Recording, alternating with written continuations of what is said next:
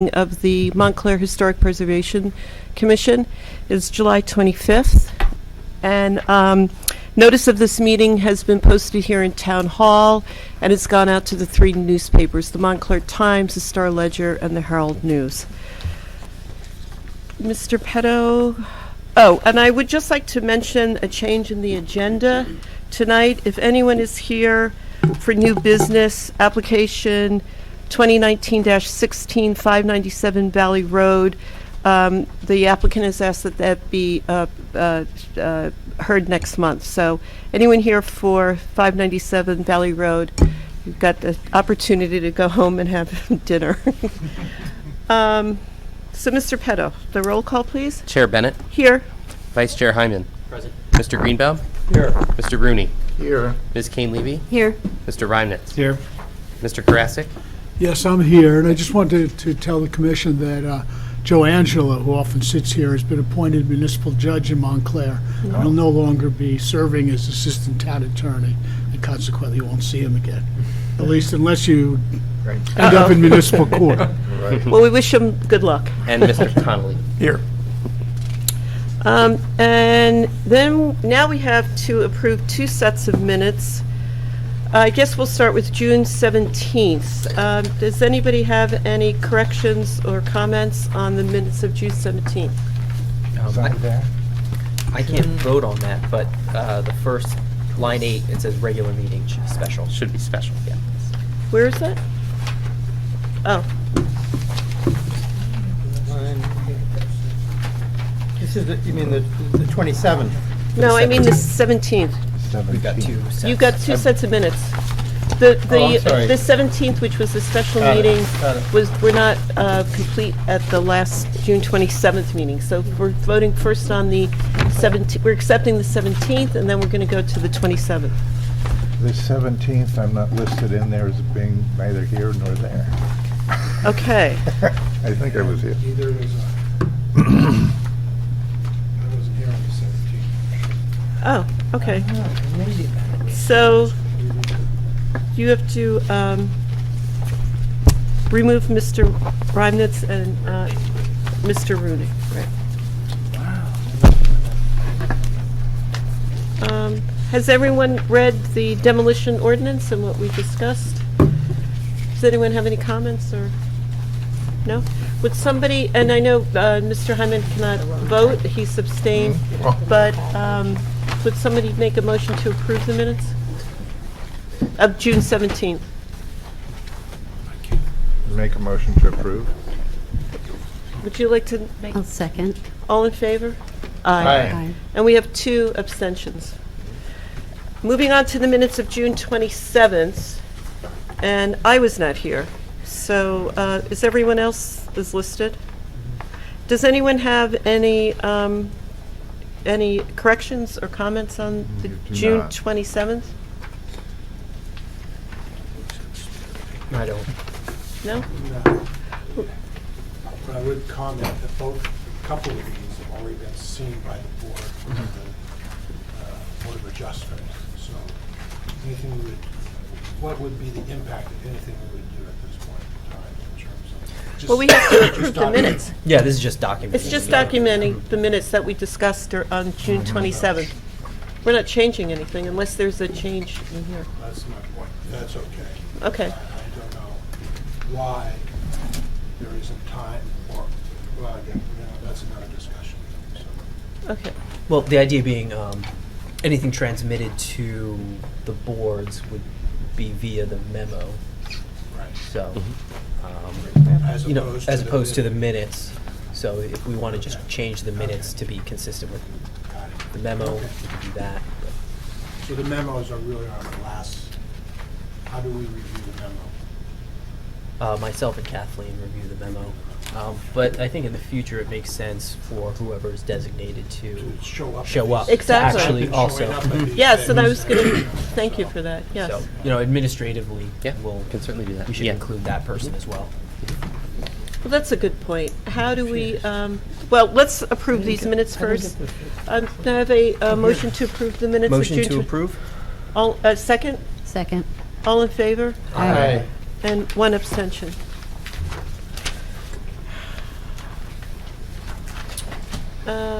Next order is public comment. Is there anybody that would like to speak from the public? Okay, moving on.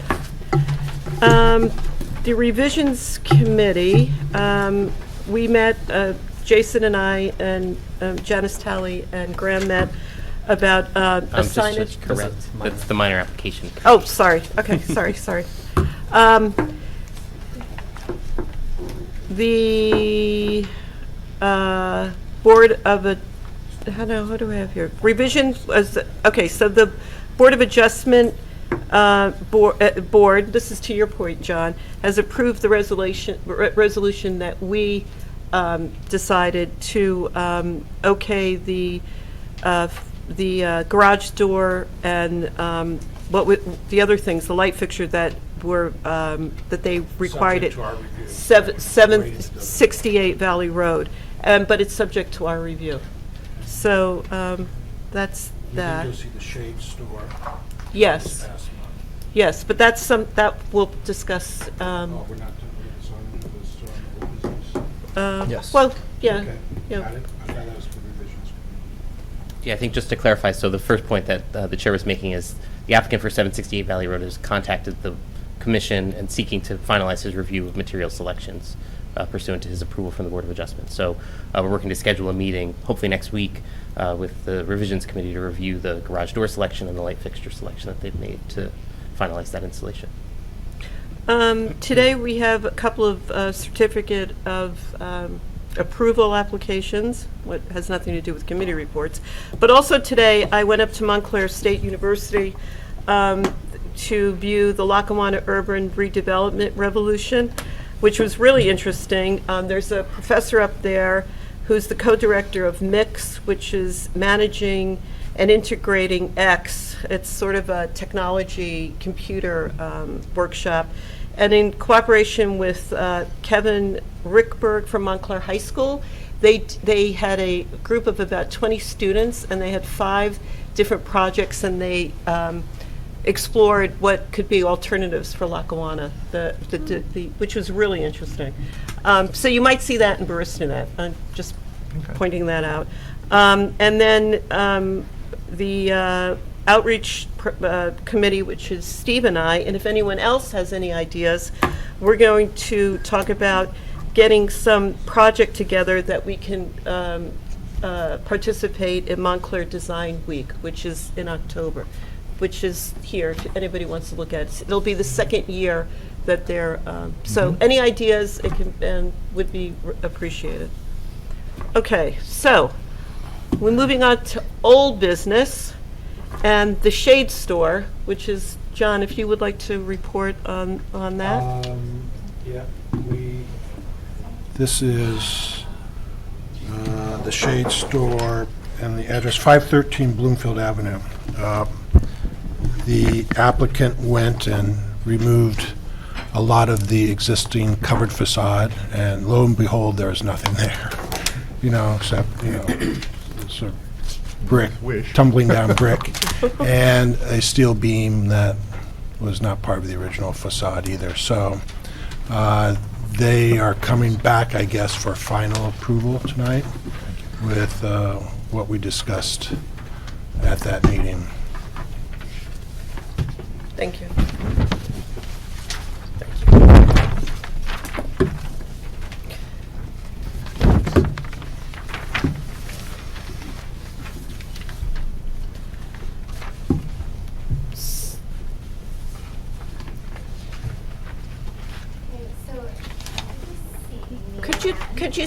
Could you sit down or?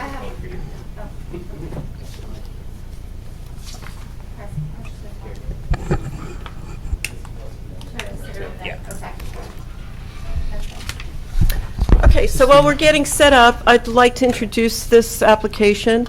This is application 2019-10 and application 2019-11, 513 Bloomfield Avenue.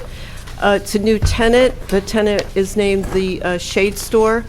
This is a application for certificate of appropriateness for storefront modification and installation of signage for a new business in the Town Center Historic District. And the reason there are two application numbers is that one is for the storefront and one is for the lighting.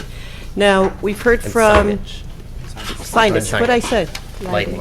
Oh, sorry, signage. So, could you just identify yourself for the record, Sure. please? My name is Kelly Rose Scriboni. I'm the project manager from the Shade Store. Miss I do all Mar- of the- I was going to swear you in Yes. first. Could you raise your right hand, please? Sure. Solemnly swear that the testimony you're going to give this commission is the truth and the truth, nothing but the truth. Of course, yes. Thank you. Okay, and just to reiterate, John and I did go and meet with you on July 2nd, I think it was? Yes. And watched as your team demolished some of the facade. Yes. And saw that there really was nothing behind it, so. Yeah, originally we did some probing, and we thought, there was nothing of historical nature. Then we decided, let's dive in a little bit more and do a proper demo where we remove the entire wood cladding. So we got the appropriate demo permit and removed all of that. You guys met us on site. We pulled everything off and really proved that there was nothing of historical nature. We, as the Shade Store, always go into historical areas. We always try to find those nooks and crannies of beautiful historical areas and try to preserve them as best we can. No, we did see some samples of other stores in other locations. Exactly, yes. And I brought photos of that you've seen. And we kind of walked through the facade together. Kathleen and John was there, and now we're ready to just present. The other photos you have, are those documentation that there is nothing behind the facade, the existing facade? Or what are the photos you have? The photos that we have, I didn't bring photos from the demo because I thought we were good with our site visit. However, I did bring additional photos from previous sites, but I do also have, actually let me just present this to you guys. So this is what is existing.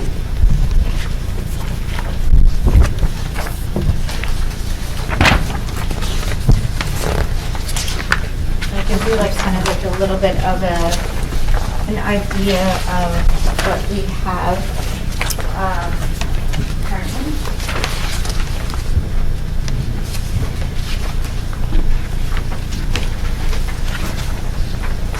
Has everyone had time to look at these?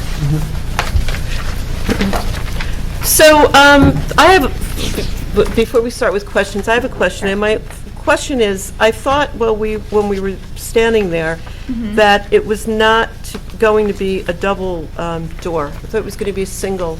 No, well, we, when John was there, John, right, if you can clarify, you said it would balance out the actual door, the window with the double door. So that's The why I size of the, don't remember saying that, honestly. But I don't remember saying it was going to be a single door. well, So, we changed everything so that it was a double size because what we wanted to do was to balance out the double door with the window. And that's what we had discussed on site. The plan is the same. Double doors are set back. They're recessed. Well, currently it's a single door, but you said it would The existing have been single nicer door. if it was a double door and it would have balanced it out when we were on site. And that's why I asked my design team to move this over.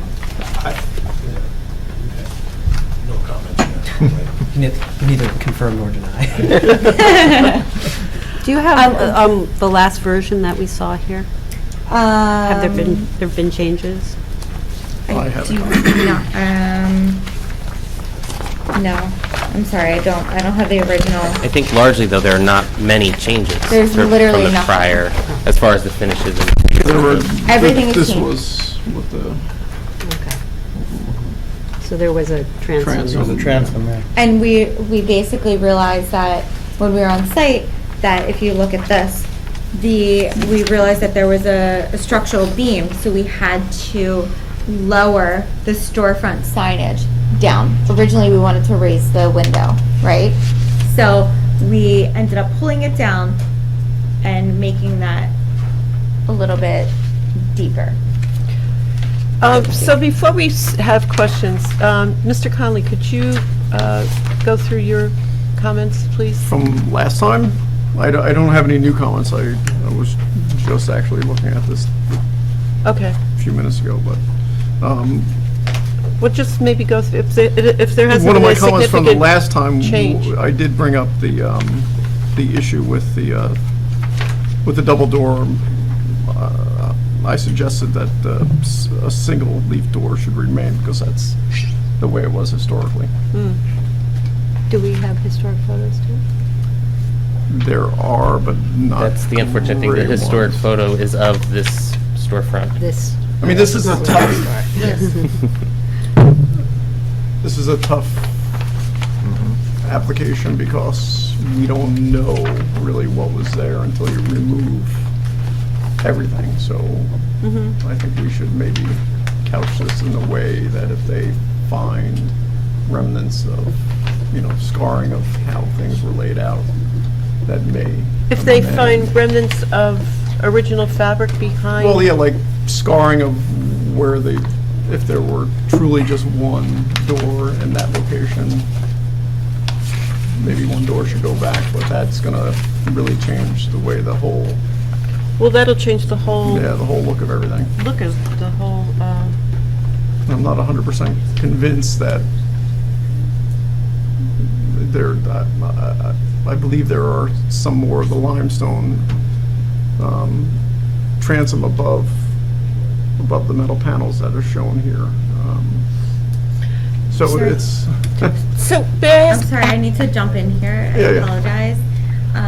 We were on site and we dove in. We jumped into and looked at everything. There is no historical value of limestone on this site. I can promise you that. Graham was there, Kathleen was there, John was there. There is no limestone that is currently there.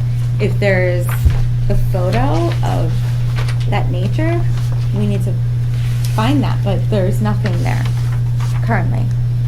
but we can set as one of our recommendations that if when they pull everything off, that if there's something there. But there's Can- there's Can nothing. I ask what was there's- pulled off during the inspection? We pulled everything off. We pulled everything off. We pulled the entire panel off. Mm-hmm. When we were there, we went up inside of the, Yeah, above the storefront glass, they storefront went on a glass, ladder yes. up inside. Graham, you were behind. there. Yeah. I mean, if you can just like There was speak a full on my inspection. behalf. Yeah, Yeah. the applicant, kind of went through a lot of hoops and worked with the current owner of the space to apply for a selective demo permit under their, it's a condo building. The owner of this retail space applied for the demo permit on the applicant's behalf to go through this process. So it was a very thorough inspection process. And we've literally been doing our like due diligence. We've been talking with the library. We've literally gone out of our way To to find- make sure that we are, dotting our I's and crossing our T's. Right. I really feel Strongly that there's nothing I feel behind very it. strongly about my conviction right now. So, okay, why don't we start with questions? I don't have any questions. Mr. All right, Green, do you have questions? Yes, I'm wondering why, in all the materials you provided us, there's no elevation that shows the storefront in the context of the entire building. I did, I presented, this is the elevation. Right, but we don't see that in the context of the entire, So the other photo that you're holding, it was given to us by our real estate team. So I just brought that as an extra piece of material for you. I just think it would be helpful, and depending if you're coming back or not, it would be helpful to see the actual storefront and the context of the entire elevation. Sure. I'll just tell you it's a little hard to photograph all of this from our design standpoint. So apologies on that. No, I think that he's talking about a rendering. Rendering. To do a rendering. That could have been Yes. done, I mean, that could be done in Photoshop really easily, Okay. to visually Sure. Yeah. show. So apologies on that. Yes. Questions? Is one of the reasons to have the double doors based on the fact that you need to be able to move things in and out? Yes and no, but when we were on site, we thought it would balance the window with the storefront. Right, but is it a necessity for you to No, have a double door? it's not a full necessity Okay. at all. And I just want to confirm, based on the elevation that you did provide, the limestone cornice is going to be fully retained and not in any way 100%. blocked? Okay. 100%, yes. Okay, I'm done. You have some materials with you. Could you Yes. just present those, please? Of course, yeah. So here is the materials for the window.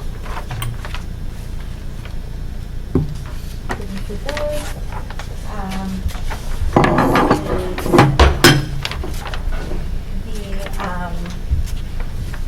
The tile for the floor.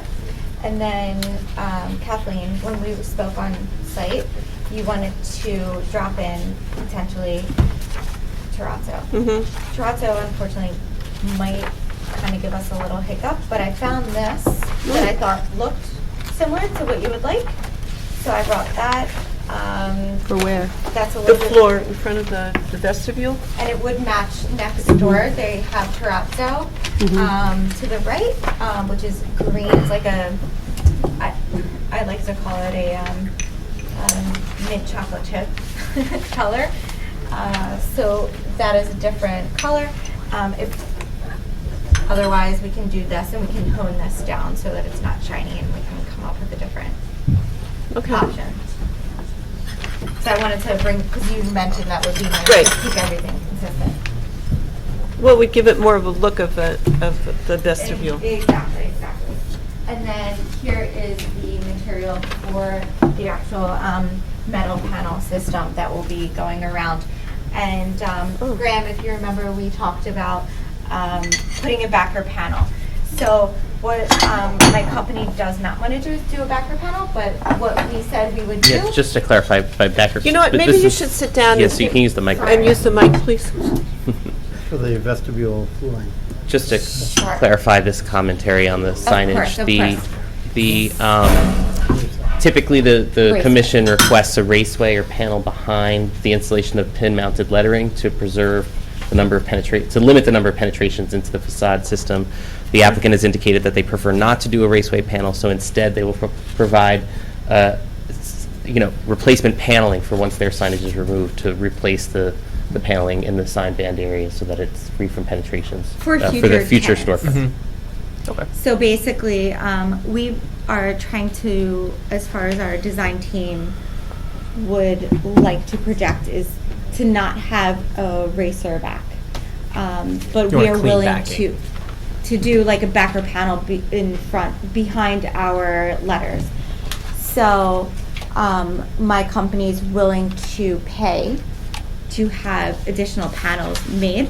Our landlord has agreed to store them for future tenants so that it doesn't create any issues. My question on, just with the material, is there any possibility of coloration from sun exposure? No, No, okay. whatsoever, no. Oh, I have another question. The span that goes across here now, is that going to be lined up the same width as the tenant next to the west, Misop? Or is it dropping? That's what I, What do you mean, like the line, the existing line. molding or the? this whole, no, the whole sign ban at the top. When we reviewed this on site, the contractors that were there said that structural beam is across the entire building. So Right. the top glazing will align with the adjacent storefront. Right, that's, I just wanted to make sure, because Yeah. I didn't know if you would change that, No. because, but that's what made the windows come down, to make them lower. Yes, exactly. So we're going to keep the existing window height. Right. Everything is going to stay the same as far as the window height. We are going to replace the windows and the door to make it, number one, more energy efficient, and just keep it clean, make it sound, and,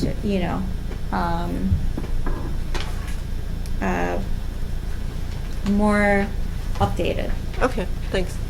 Ms. Kane, maybe, do you have a question? Maybe this is for John. You saw that steel beam, do you know why it was Yeah, it's a raw installed? steel beam. And do you know why it was installed, or how it goes Well, across the entire expands building? It looks like it's always been there, Oh, because it creates the historically. opening that So you- allows this to exist. The header, isn't it? With no support in between, so it's a header. Okay, so it was original to the It's building? original, yeah. Oh, okay. So, would you have guessed that, or maybe Tom knows, would there have been a transom? Well, that's what I'm wondering, glass right? transom? I'd like to see, like, how deep is it? And it starts at the bottom? Or does it It's start? about- I would call it like at least. Does it like start down here? I would call it like at least 16 inches. It's a large structural beam. And then there's Yeah. nothing above it, right? When we stuck our heads up in Yeah. there, I would say the bottom of the beam is a good 18 inches below the ceiling 16 on to the 18, yeah. inside. No, in this photo, it's about 16, 18 inches above the white ceiling you see inside. And then it has a dimension of 16 inches. So there's no room for a transom unless it was All below right. that beam. Okay, Huh, yeah. I don't have another question. Steve?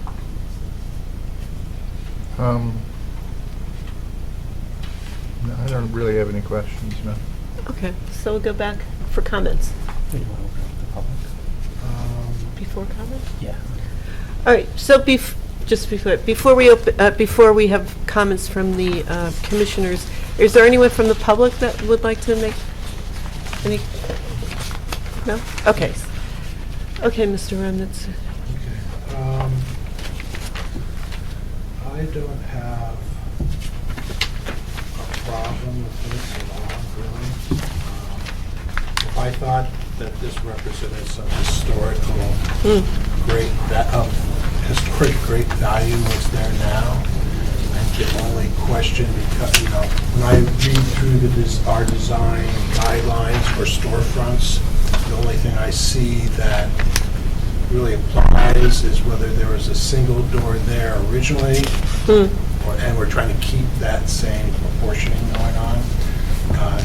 In that regard, I would say you couldn't put that door back there the way it is now, because you need 18 inches to one. You're going to end up with a side panel in any event next to the door. So I don't have a problem with the double door. I like the fact that the double door actually throws more space out onto the I need to street. put something to It demonstrate. opens up the street, in a minimal way. It creates a better streetscape. So those are my comments. Okay, Mr. Greenbaum. So, this building happens to be a specimen building in Montclair. It's probably one of the most architecturally rich buildings in town in terms of its composition, its materials, its overall presence.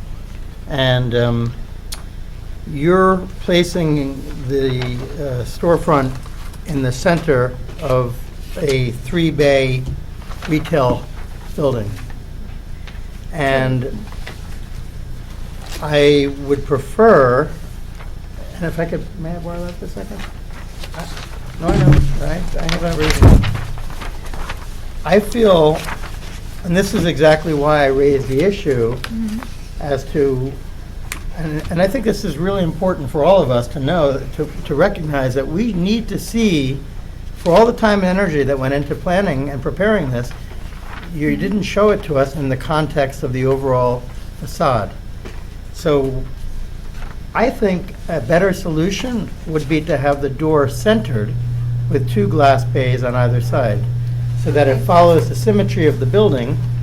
So what I was trying to do by borrowing my colleague's My copy. argument, I'll give you an argument for that, is that our company is called The Shade Store. Yes. So our product that we are selling is, we're selling window treatments, right? So we need the biggest window possible so that we can showcase our product.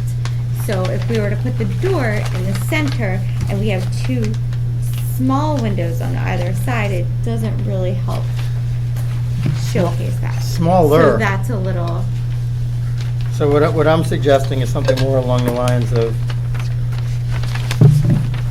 this. And if you used a single door, perhaps you'd have more windows, more space. But I just think this is more in keeping in the context of the building, because the building has an incredibly perfected symmetry. So I just want to point out what my point is. I'll let my colleagues have an opinion on that if they sure, wish. sure. But I think that it would be ideal if we were trying to, while we can't recognize necessarily what was truly the original historic storefront, what we can do is recognize what the architect's intent was at the time, and perhaps try to honor that by maintaining the symmetry. So that would be my suggestion, my comment. Okay, thank you. Can I comment? Sure. I'm going to suggest that, Can you just make sure you're you have it? Microphone? I'm going to suggest that there was an entrance to the building in the center there somehow, and that the entrance to the building wasn't always this little entrance off to the left, so that there weren't, but, that's why there's nothing really there. I'm not sure I understand. Well, where's the historic entrance to the whole building? The residential would be over here on the left. So of it's this. always there, you think? Well, I don't know. Okay. I just think that the ground floor level is really, right now, not sympathetic to the overall composition of the building. And we have an opportunity now to encourage the applicant to be more sensitive and more honoring of the overall rhythm and composition of the building. Okay, thank you. Mr. Lyman? No comments. I would, my opinion is that, looking at the building to the right, I think one of them has the original terrazzo floor. I can't remember I think it's the building to the right. So And then the storefront. and the door. So I really don't have any problem with what you've designed here. But my question is that this is a south-facing building, and I'm just wondering if you've considered the effect that sunlight will have to the interior and what you hope to display Shades. in the window? Yeah.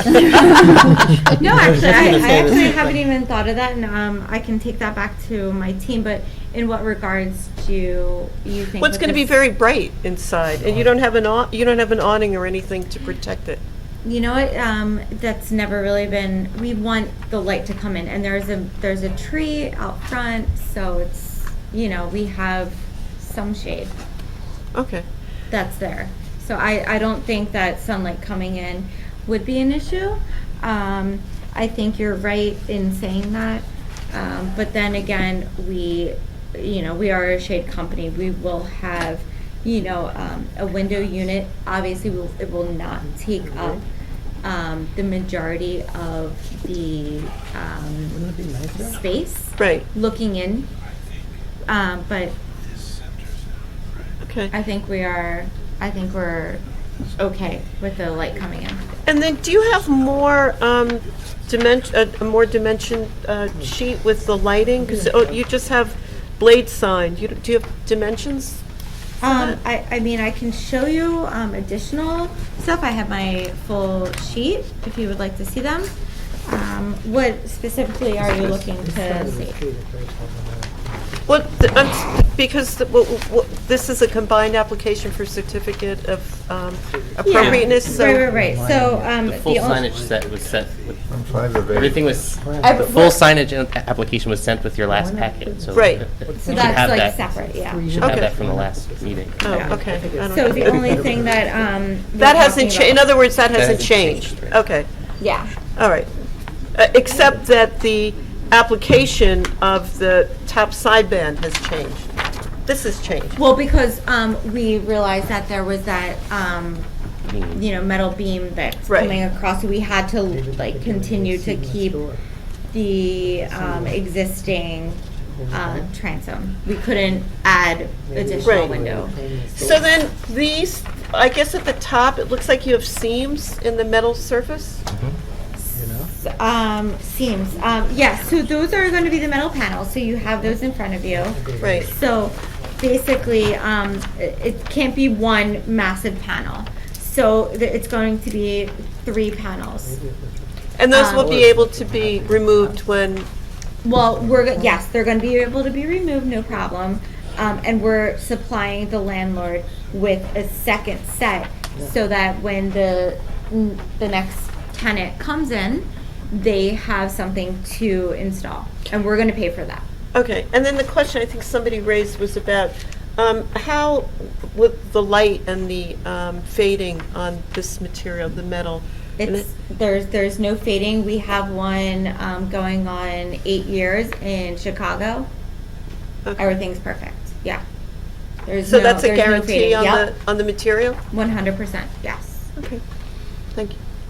Okay. Well, I think the base of the building has been highly compromised, and that the fact that we don't know what was there, and the fact, I think something very modern and contemporary and clean is an appropriate solution. I think what is important is that there's this steel beam that is uniform across the 3 storefronts, so that the storefront openings will align, and so that will retain some kind of unity across the base. But other than that, I can approve it as is, With the door the way, with the door the way it is, because John is right, there would need to be a side light in order to be ADA compliant. okay. Mr. Rooney? Yeah, this is a very symmetrical proposal, and the building is extremely symmetrical. I think it's really nice looking, and I think it'll be fine. I mean, it's too bad we didn't find anything underneath there. It's always fun to pull I stuff agree. off, but anyway, I approve it. Thank you. Okay.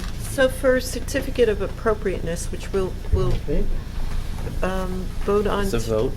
tonight. If there's any conditions that you'd like to impose, or Yeah, I got one condition. Okay. The tile bulkhead at the bottom, it returns and goes back inside? Does the tile turn and go back The vestibule.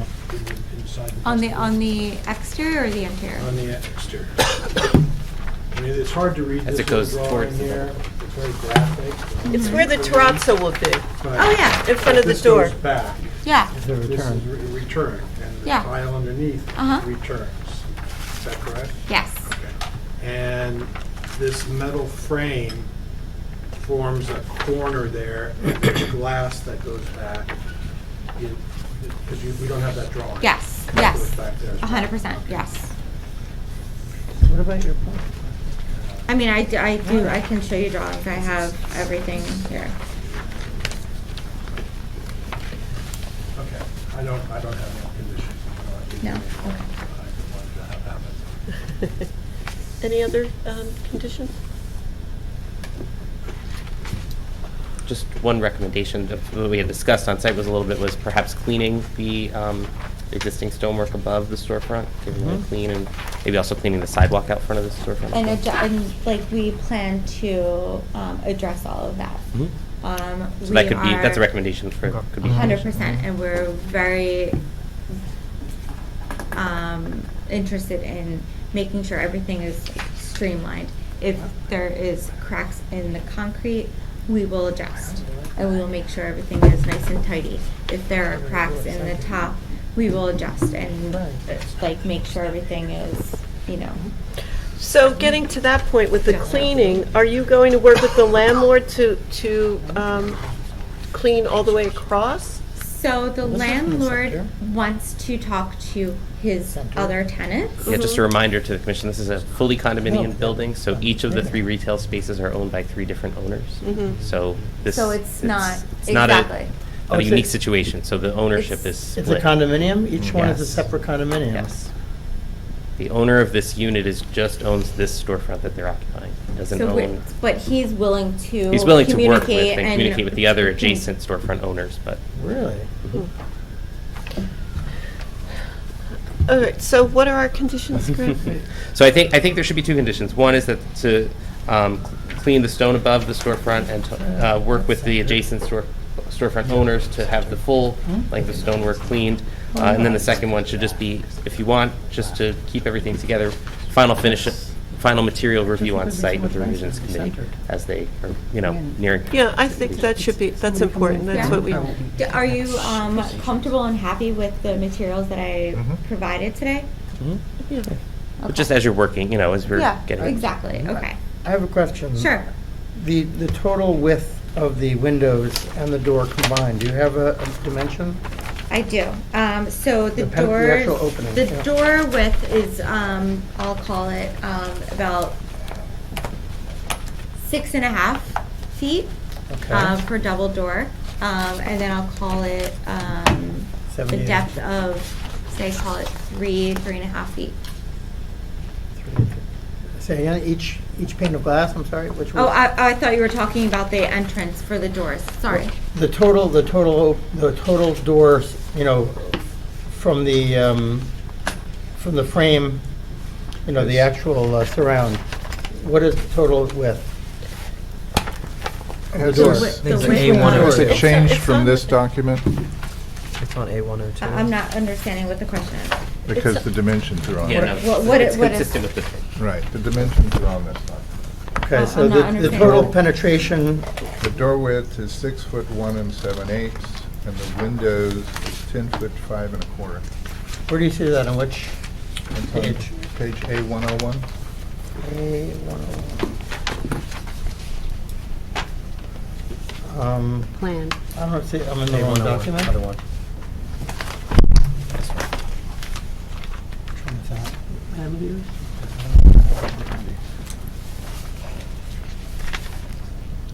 So, I'm sorry, so we're saying it's 6'1" 7/8", and then the total penetration is another 10 feet 5, so we're talking a total of 16, 16 and a half. 16 and a half, 16.6, is that what we got right? Mhm. So, if you were to put the door in the center, which, by the way, the storefront to the left, the Mesab is a center doorway. Sure. Um, So, I'll just, so I can interrupt you, if that's okay? yeah. To put the door in the center is going to significantly reduce our product display. We are a window treatment company. We need the most display possible, so we need that large window. So to have our door If you look on on the one A103, side it shows is a layout of the store. paramount. It's paramount for us to have the door on the one side. We need a large window. Right, so you can't. know what I mean? You can't divide your display on both sides? It's not gonna work for us. Right. Okay, so you've made your point, thank you. What we'll do now is we'll have a vote now for. I'll make a motion to approve the application as proposed with the 2 conditions that Brad mentioned. I'll second. Second. All in favor? Aye. What are the conditions? Just Oh. the cleaning of the stone. Cleaning of the and stone. Final finishes to you. I Amen. abstain. Amen. Okay, so All that right. was- Well, you could vote against Yeah, you it. can vote against. Can vote it. against it. Vote against All right, it. I'll vote against it. Thank you. Motion carries. Good luck. Thank you so much, guys. I really Yeah. appreciate it. It's been great.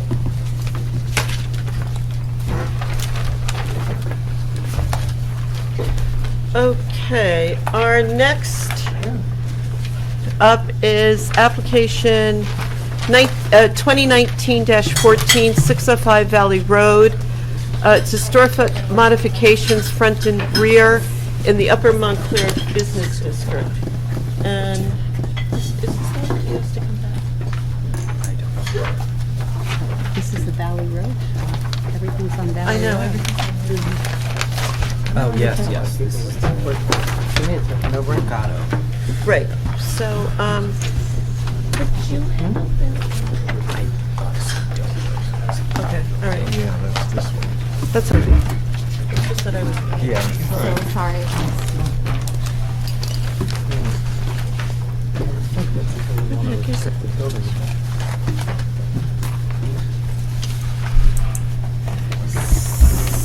So while we are getting, Because I know they got an approval on one portion of it. right, okay, so this had been, this had come before the commission at the last meeting that I was in attendance, and I believe there was an approval for the rear for a For the rear. There was no approval rendered. There, the commission, the commission, as part of this approval, the applicant will be installing some mechanical work on the roof of the rear Right. of the building. That will be contained in the final certificate that's approved by this body, but the commissioners agreed to allow the pending building permit that was holding up all of their interior work because it included that vent exhaust system to proceed. So Okay. that, I just wanted to the make installation that of that clear. mechanical equipment is proceeding. Oh, wait. right. Are we, oh, that wasn't in the, So, is that in the packet? could you, Mr. Krasik, could you swear them in, please? Gentlemen, could you raise your right hand, please? Do you solemnly swear that the testimony you're going to give this commission, truth, whole truth, and nothing but the truth? Yes. And could you identify yourselves, please? And your- Marcelo Silva, I'm the tenant. Thank you. And just for the record, I wasn't here at the meeting last month, but I did sign a form. I did watch the portion of the meeting that concerned this Okay. application on the, online, so I feel that I'm able to contribute, and Okay. we're all. So, Mr. Sionis, would you just walk us through what you've The changes that you've made. changed? I have two handouts. Oh, you have a new handout? All right. Or start.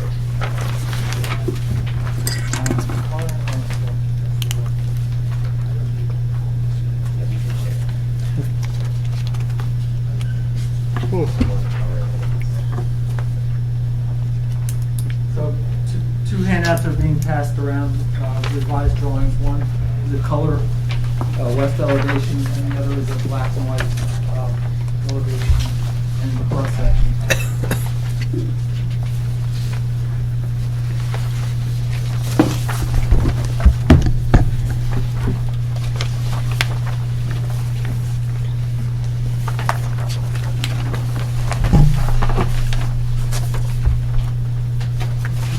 This is revised from the previous, This is revised from in the our previous. insert.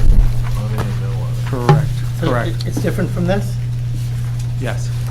It's slightly modified. So what's happened since you received that was that Marcelo Silva has been working on demolition of the existing space. And so he began interior demolition once he got the building permit, and he exposed more of existing conditions at the front wall facing Valley Road. So it turns out, number one, that the interior floor of the future restaurant is perfectly level with the sidewalk on Valley Road, whereas previously we showed it at about a 5-inch slope from one end to the other. The sidewalk slopes out closer to the curb at Valley Road, but the floor level of the space and the sidewalk are perfectly on line with each other. So therefore, we've eliminated a base that we've shown previously under the storefront. So there's still this frameless glass storefront that was proposed last month to match the frameless glass storefront on the adjoining tenant space in the same building. However, last time we showed a stone base to that, and now it'll be this frameless glass with aluminum channel along the storefront base at the sidewalk level. And then once the previously installed false wood work was removed partially from the facade, when the cladding was removed, it was found that the glass storefront could actually be wider both at the north and south side of the storefront. So the existing tile that's on the building, on the storefront, it's only on the under the Takara, under the adjoining tenant space, and the common wall is behind that tile, that thin tile that separates the two tenant spaces. And then on the south side, closer to the entry to the second floor, the wall that surrounds the stairway that goes up to the second floor where it says 605, that once the cladding was removed, we found that we could make this a full-width glass storefront and didn't have the need to do this tile or anything under the, on the sides of the storefront. The other thing is that last time we showed a compromise solution, trying to satisfy both the building owner and the tenant, which showed keeping some of the paneling that was on the top of the building, removing the pediment that was there, that triangular shaped pediment, but keeping most of the paneling. The paneling's in bad shape. Mr. Silva hates the paneling and wants to do something on the exterior that reflects what the interior of the restaurant's going to be. So as he's said to me many times, he's going to have all light, natural wood on the interior, and he wants to reflect this on the exterior. So above the storefront, he's proposing wood slats that are vertical wood slats, either cedar, white oak, or western hemlock, as many storefronts now have with wood slats. They have a spacing like 1.5 inches between them, and they'd be mounted on either MDO panels painted flush against the building, painted black, or composite panels also black, so that you get the shadow line between the slats. The on top of the slats would be the individual letters, the name Mercado. We said last month that Marcelo was working with a designer to come up with a logo. You still don't have the logo, but this is the idea that the signage will be centered on the entry door, above the entry door. And then there's a lot of discussion, and we're showing individual letters that would be pinlit lettering. This Mr. Silva will have to come back once he has the actual logo. I have to get approval for the logo once it's proposed for the actual logo is designed for the building. And then there's a lot of discussion about the fact that this was the west side of this is actually the east side of Valley Road and gets a lot of late afternoon sun. Graham mentioned that some of the owners or the proprietors of stores on this side put shades on the inside or blinds on the inside. So we discussed the idea of putting an awning across the top of the storefront. So in keeping with sort of the look that the restaurant will have, this will be a fairly contemporary awning. It'll be a rigid fabric awning that's on a structural frame to keep it in place, and it'll be a solid color.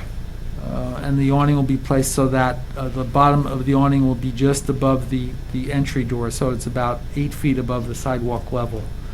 And that's the proposed change. No exterior lighting is proposed, and it was not proposed last time. The idea is that the lighting from inside the restaurant will spill out onto the sidewalk to make people excited about what's inside. And we're still proposing to do the frameless glass storefront to match the storefront that's already on the building, but in the adjacent tenant space. Again, there were no historic images of the building. The closest one is the one that Graham found that I put in the package last month from 1910, but the building that was on this site was demolished between 1910 and the time that this subject building was constructed. So that's the proposal for the storefront. Do you want to say? No, no good. Okay, thank you. Should we start with questions? Mr. Ryan? Sure. Is there a particular reason why the wood slat fascia of the awning does not, or why the glass does not line up with the glass on the left? The top of the glass line up. Well, it does. It does. It's just behind the Sorry, the so awning. on the second black and white page, sorry, the second page shows the facade at the top with the awning, and This is then blocked by and then the the bottom awning. is without the awning. So this black bar represents the slope of the That's awning? the sloped The awning. awning, but if you look on the black and white drawings, the glass lines up exactly with the glass on the adjoining tenant space. But we tried to get the awning as low as possible to provide sun protection in the late afternoon. So it's just above the top of the 7-foot tall doors, so it's 7 feet 6. Yeah.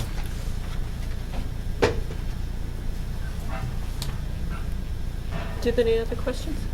No. Oh, sorry, Mr. Greenbaum. I have two questions. The first was already answered. That was my first question. The second question, again relating to the glass, the width of the glass panels for this storefront, as you propose it, are they the same width as the glass panels on the Takara storefront? Well, they're slightly wider, as shown on this color drawing. They're If that's an issue, there's something I can just bring it up to my glass installer and make it the same size. But we did it so the 3 panels are equal in size to the left of the doors, and then the 2 panels on the one on the left and the one on the right are equal to each other. So it's for symmetry. Say that again? So if you look at the color drawing, the 3 panels, the 3 glass panels to the left or to the north of the glass entry doors are equal in width, and then the the panel on the right of the entry door and the panel all the way at the left side of the storefront are also equal to each other. So there are 3 equal panels, and then 2, the left side and right side are equal to each other. Is the width of the double door match that? Yes, yes. So essentially 1, 2, 3, 4. Four are 4 equal. panels effectively the same size, and then the 2 side panels. Correct.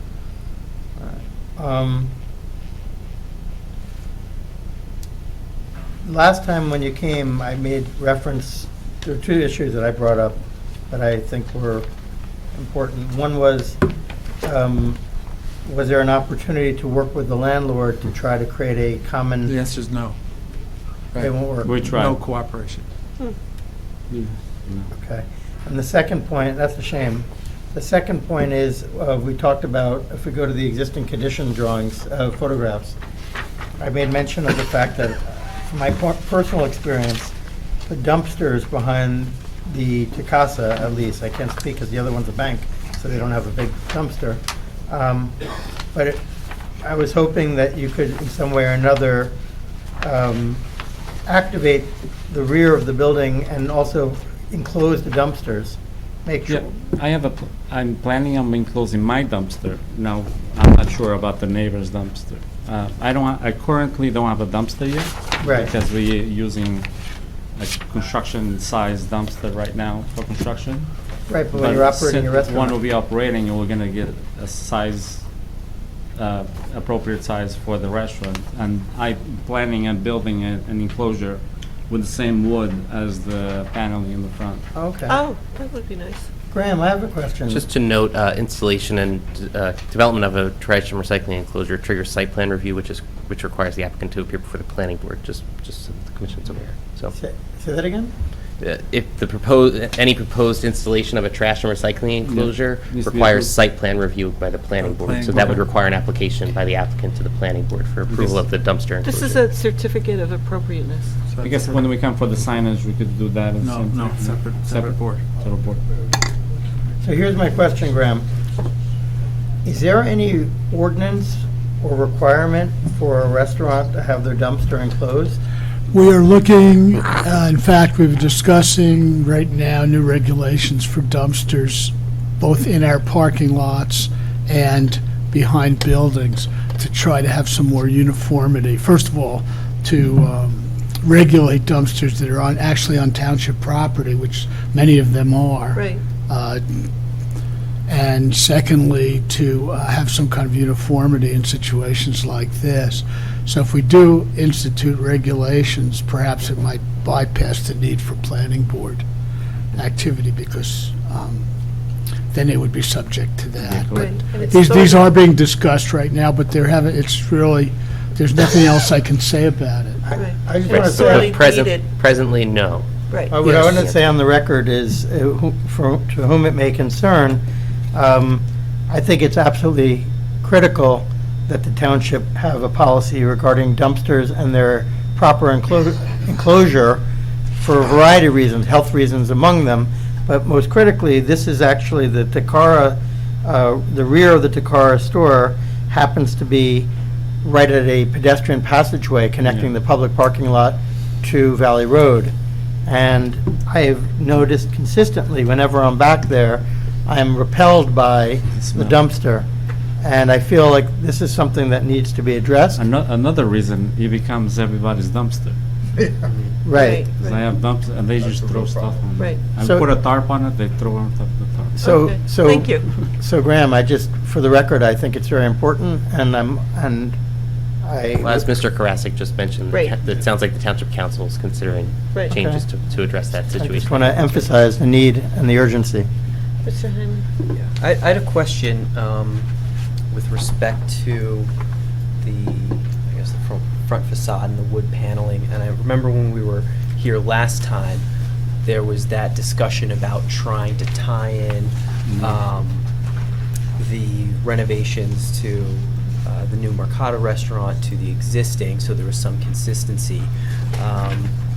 And I don't know if this is original to the building or if it was part of the addition, but it looks like there is this, kind of archway going on over the residential and the Cara. If there's any possibility or any consideration of trying to replicate something like that, so you have, I just have the feeling that that's dated, also, that look, and for me to build something new now that's gonna look dated, it's sort of, Yeah, we had a lot of discussions about trying to do something that could be continued to Yeah. the other side. We didn't have, as I said, we didn't have any cooperation with the owner. yeah, that's the holdup. And also, Marcel wants to open a high-quality restaurant and reflect what he's doing inside on the outside. It doesn't match Takara. What's on Takara was not original. I think David mentioned he went there growing up, and it was probably a traditional storefront with fabric awnings. Takara was a liquor store, and Mercado was a five and dime kind of store, Right. like a. But in terms of just on its own, if you stare at that storefront, the way you have it designed, it's perfect. okay. But then when you zoom out, there's that tension between Yeah. Right. residential and then the But Takara. then- And you don't have to match the material, but Yeah. if there's some way you can blend the shape, just to reduce some of the tension, that's, I just wanted to know if there was Yeah, I any understand. consideration of that. And if it doesn't work, it doesn't work. I just want to Yeah. understand the thought process. I tried to come up with something that kind of looked a little, that could still be modern and have kind of blend in, but I just couldn't come up with anything. I have a question. The light, you said there was no No light on the exterior front? lighting. Right, no exterior lighting. Well, what's over the archway? You show a light fixture. Well, that's an existing fixture over that existing arch. And that will I stay? meant that there's no wall-mounted lighting for the Mercado space. Oh, okay, Yeah. all right. I think the spacing of the windows actually works really well because it's not static. When you look at the one next door, everything is very linear and static, and so I think this works well. And with that in mind, I think that the entire board, the horizontal of the wood works well too. Are we on questions or comments at this point? Oh, I'm sorry. I commented. Okay, go ahead. I don't have any Take both. questions. The only question I have is about the awning, and since it's black and doesn't have Well, a shadow on it. we haven't, I'm sorry, we haven't chosen the color. No, but I'm looking at the shape, because I don't see You have a this- 6-inch on the bottom. There's no 6 inches. So it's just a flat. waterfall. Yeah. There's a section drawing of it. Oh, there's a... Yeah, on that black and white drawing, there's a Okay. section. So it's I thought it was a just a shed. box. No, it's like Okay. Oh. just There's no inclination. skirt. That's why you couldn't tell it. There's no skirt. Oh. There's Yeah, I no couldn't see depth that to on- it on on the this. drawing. Okay. Okay. Comments? I think this looks great. Okay. I would just have one comment about the 2x4s attached to whatever MDF. It seems like you're creating a couple hundred feet of cracks there that you might just think about in terms of water over time as a great water collector, freeze thaw, whatever. Maybe it'd be good if the water can escape out the back and it's more like a rain screen Right. instead of applied. Sure. That's my only comment. Yeah, sure. I very much like it. I know exactly where you're going with it. I think it has a certain contemporary, clean, classic contemporary look. It's very European and brings a certain, much higher degree of sophistication to the Valley appreciate Road that. storefront. So I was trying to go for it. I'm frustrated, and this is a continuous challenge we have, where we have multiple merchants on a single building, and it's always preferable to have some kind of unity. Yeah, I tried to work with the landlord, but they're not budging. So. Right. So anyway, I wish you the very best. Thank you, I appreciate it. Mr. Hanlon? I mean, I don't have much more to comment on. I think Yeah, you're I expressed my right. feelings in Yes. my question. It looks great. I hope that in the future it could be replicated to the other storefront. So Yeah, that would But be nice. other than that, I support the application. Thank you. And I echo my fellow commissioners. I think that the use of the horizontals, especially at the top, really updates the building in Yeah. a way that's really much more European than what we've seen up there. Appreciate it. I think you listened to our comments from last time, and I really appreciate the changes that you've made, and the building's very horizontal. It sort of emphasizes the horizontality of it, and so I can approve it as it is. Thank you. And Mr. Rooney? No, this is a really good design. And it does pick up things like their surrounds and windows. Upstairs, there's that little bit of horizontality. It'd be really nice if you could convince Takara to put that same awning. Yeah. We'd love to. They need it because Maybe they get so they much keep- time. The turnover is pretty often. Maybe the next Yeah. maybe somebody will come in. You know, maybe, Or your maybe there's a way you can, when you do your engineering of this, to maybe think about it going forward, looking ahead, and maybe there's an opportunity to work with the future tenant, if there is such a change Yeah. going forward, to have that anticipated to your mutual advantage. Yeah, sure. So this, being that this is a C of A application, we'll have to vote on this tonight? Yeah, I had two recommendations for conditions Yes, of approval. exactly. One would be that the applicant is to return to the commission for final selection and installation of signage, and the second be that the applicant should return for final review of finishes and materials. Okay, signage and materials. I have a question for Graham. After this C of A is approved, should the landlord or Takara submit any type of application? Will this C of A be within that file for future reference? 'Cause Yes, I would yeah, put we some- always- I would put a condition in this C of A that any future applications to the other storefront should be... Integrate. Yeah, designed in a way to integrate with this Well, design. in a sense, you can't really say that because they're not in front of the commission. So you're basically making a judgment for an application that hasn't occurred, and Yeah.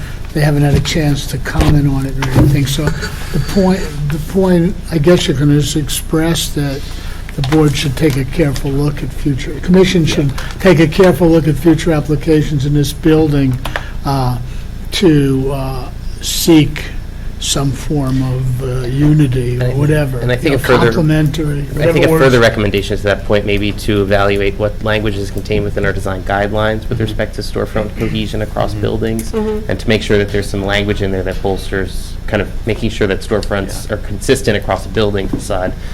Because as we review future applications, we use the design guidelines for that criteria, so that would trigger when we do a future analysis on an application for a storefront, we'd look at the adjacent storefronts. Yeah, and my their thought is approvals. I just want something in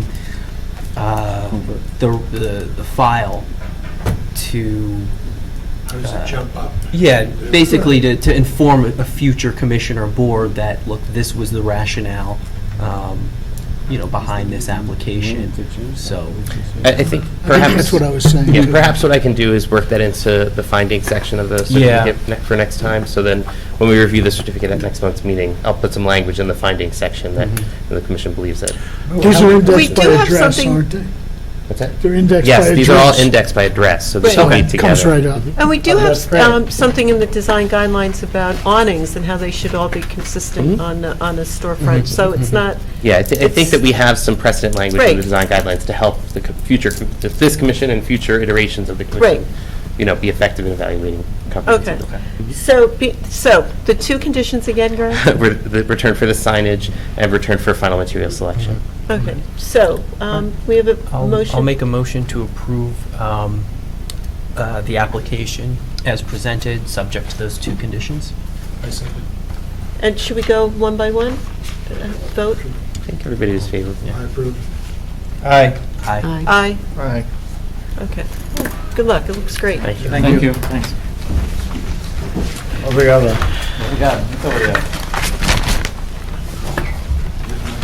Okay, new business. Moving on to new business, the application 2019-16, the applicant is requested to carry this item to the August 22nd meeting of the HPC. So now we are up to application 2019-18, 529 Valley Road, Renauer Realty Corporation. This is also a certificate of appropriateness for demolition of drive-through bank building. This is in the Upper Montclair Historic District. Hold on, I just want to find my note. I am. I see a tie. I don't have to swear you in. This is Aaron, okay. Good evening, Commissioner.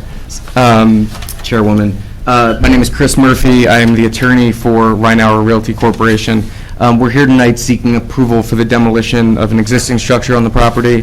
The purpose of the proposed demolition is to gain access to contaminated soil in connection with remediation of the property. As outlined in Mr. Connolly's report, the building is a non-contributing resource in the Upper Montclair Historic Business District, as it was constructed before the period of significance. The building was constructed in 1988. Most recently, the building was leased by Valley National Bank. That lease expired September 23, 2018. The building is currently vacant. Prior to 1988, the building was home to a gas station, hence the environmental cleanup. Prior to being constructed, monitoring wells were installed to address some environmental concerns on the property. As the remediation has continued, it is on the advice of our environmental engineers that the source of the ongoing concern is the soil under the building. So in order to remediate the property and reduce contamination levels to levels acceptable for the NJDEP, the building must be demolished to provide access to the soil underneath. With that, we respectfully request approval for the demolition of this building. I can certainly answer any questions that you have. Before we ask questions, Mr. Conley, could you wrote a report on this? I did, and the only two comments I did have was about the building itself. It is an existing non-contributing resource within the historic district, and it was constructed after the period of significance for the district. I really don't see an issue with its demolition. And my second comment had to do with if the applicant did come back, any new building that they propose would either replicate the existing building that was demolished or present a new design that complies and is harmonizing with the buildings in the district. Okay, thank you. Chairwoman, we do understand that. There are no plans currently for what will be developed on the site, but as any building in an historic district, it will be presented to this board for approval when that time does come. Okay, thank you. And I'd just like to mention, that because there's been so much talk lately about demolition in Montclair, that the moratorium on demolition is moratorium only on It's one... currently applicable only to 1, 2, 3, and 4 family dwellings, Right, residential not properties only. not on to commercial property. So, Thank you for clarifying. for the record, I think we should all feel comfortable about that. So, questions, Mr. Runditz, Mr. Greenbaum? Do we have any idea what the usage will be of the future building? We don't. If we do seek to develop something that is not in conformity with the city zoning ordinance, we would obviously need a variance. Otherwise, Yeah. it will be Right. commercial. Do we have any photographs of this building? Oh, we do. Yeah, there was a series of Yeah, that photographs. was in the, I don't think I saw I that. didn't get photos. Yeah, I don't think I didn't get any I didn't get pictures. them either. Oh, Every former gas station that's been tackled in this town, it seems to be a multi-year project. Yeah, I do have some extras in my file. It's the Valley National Bank. It's Was it- a drive-through. Oh, It's a drive-through bank. if you could just maybe I provide... can pass them around. Just sure. pass it around, Thank you. please. Absolutely. And while you're doing that, do you have any other questions? I had a question. You previously removed the underground storage tanks.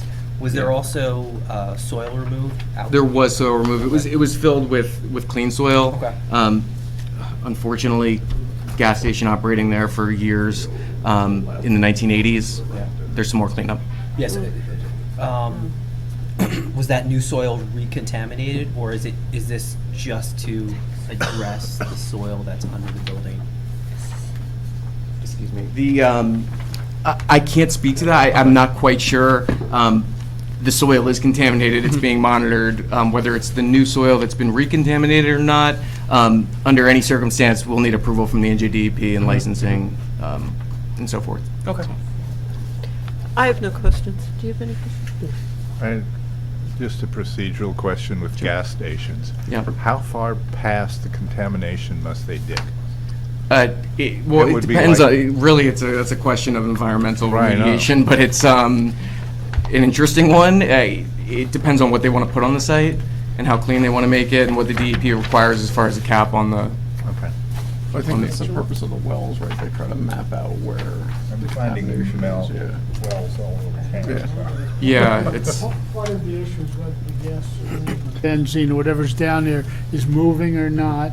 Is it into the water table? Is it Exactly. not? Okay. We have this situation both on township property and also, as I say, like 399 Orange is a gas station the former gas station that's owned by the township, that lot. And if you notice, the township's been working on it for, feels like a decade or something. It's been quite a long 399 time. And, excuse me? What property, 399 Orange? It's all the way, almost at the very end of the township. Okay. It's a corner lot, which they hope to make into a public lot. Right. Or, And especially for these properties that were gas stations in the 1970s and 80s. It's certainly not, they didn't give it the, due diligence that we do now when we put it in, things like that. I know we've been making comments, but do you have any more, No. Mr. Greenbaum? No? Not for me? Nope. No. Thank you, sir. So, as I said before, this is certificate of appropriateness. We are voting to whether or not to demolish the structure. And the conditions, as Mr. Conley has stated in his memo, could you read them back, Graham? I think that the first point is not necessarily a condition, it's just finding a fact, which I'll certainly insert in the Okay. earlier language. And then the second is just that the applicant in construction of a new building is to either replicate what is being demolished or present to the HPC a design that is harmonizing with the building, historic building. Can I district. ask that not be a condition, just because of the fact that we are in an historic district and we're going to need to do that anyway? I'd rather not have it as a condition.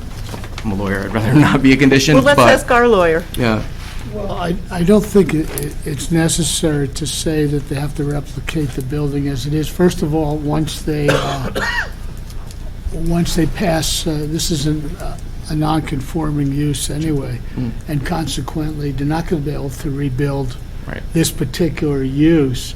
And so to say that they can rebuild the same building is, probably wouldn't comply with the zoning That's correct. at the Right, time. would not. And secondly, the fact that it is a historic district requires that Right. that when they build it, that it gets reviewed by this commission. We will do And, that. So, I mean, I don't see, it isn't really necessary as a condition, I think. It probably is it's probably too limiting in terms of what the existing wall will be. Thank you, Council. Does anyone have any comments about that? No? All right, so we're ready for a vote? Mhm. Okay, would you like to make a motion? I'll make a motion to approve the application for demolition. A second. All in favor? Aye. Aye. Thank you so much for your time. Okay, Thank thank you. you. I'd like to call a 5-minute break now, just,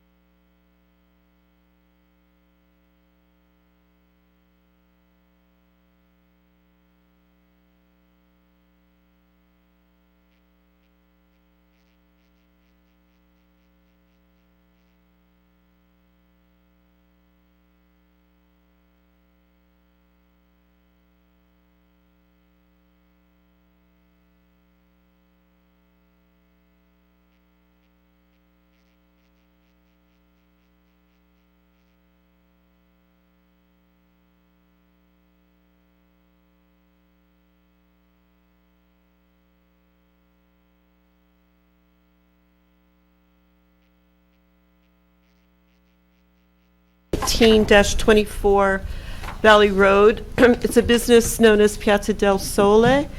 And again, it's another certificate of appropriateness for new door, awnings, and signage. This building, 602 to 604 Valley Road, is in the Upper Montclair Historic District, and according to the Historic District's nomination report, it contains a variety of architectural styles that can be found in the district, from Colonial Revival, Picturesque, Georgian Revival, Queen Anne.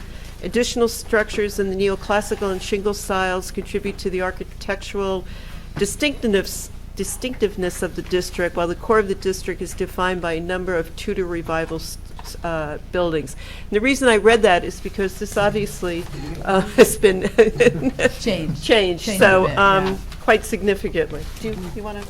Would you guys raise your right hands, please? Do you solemnly swear the testimony you're going to give the commission is the truth, whole truth, nothing but the truth? Yes.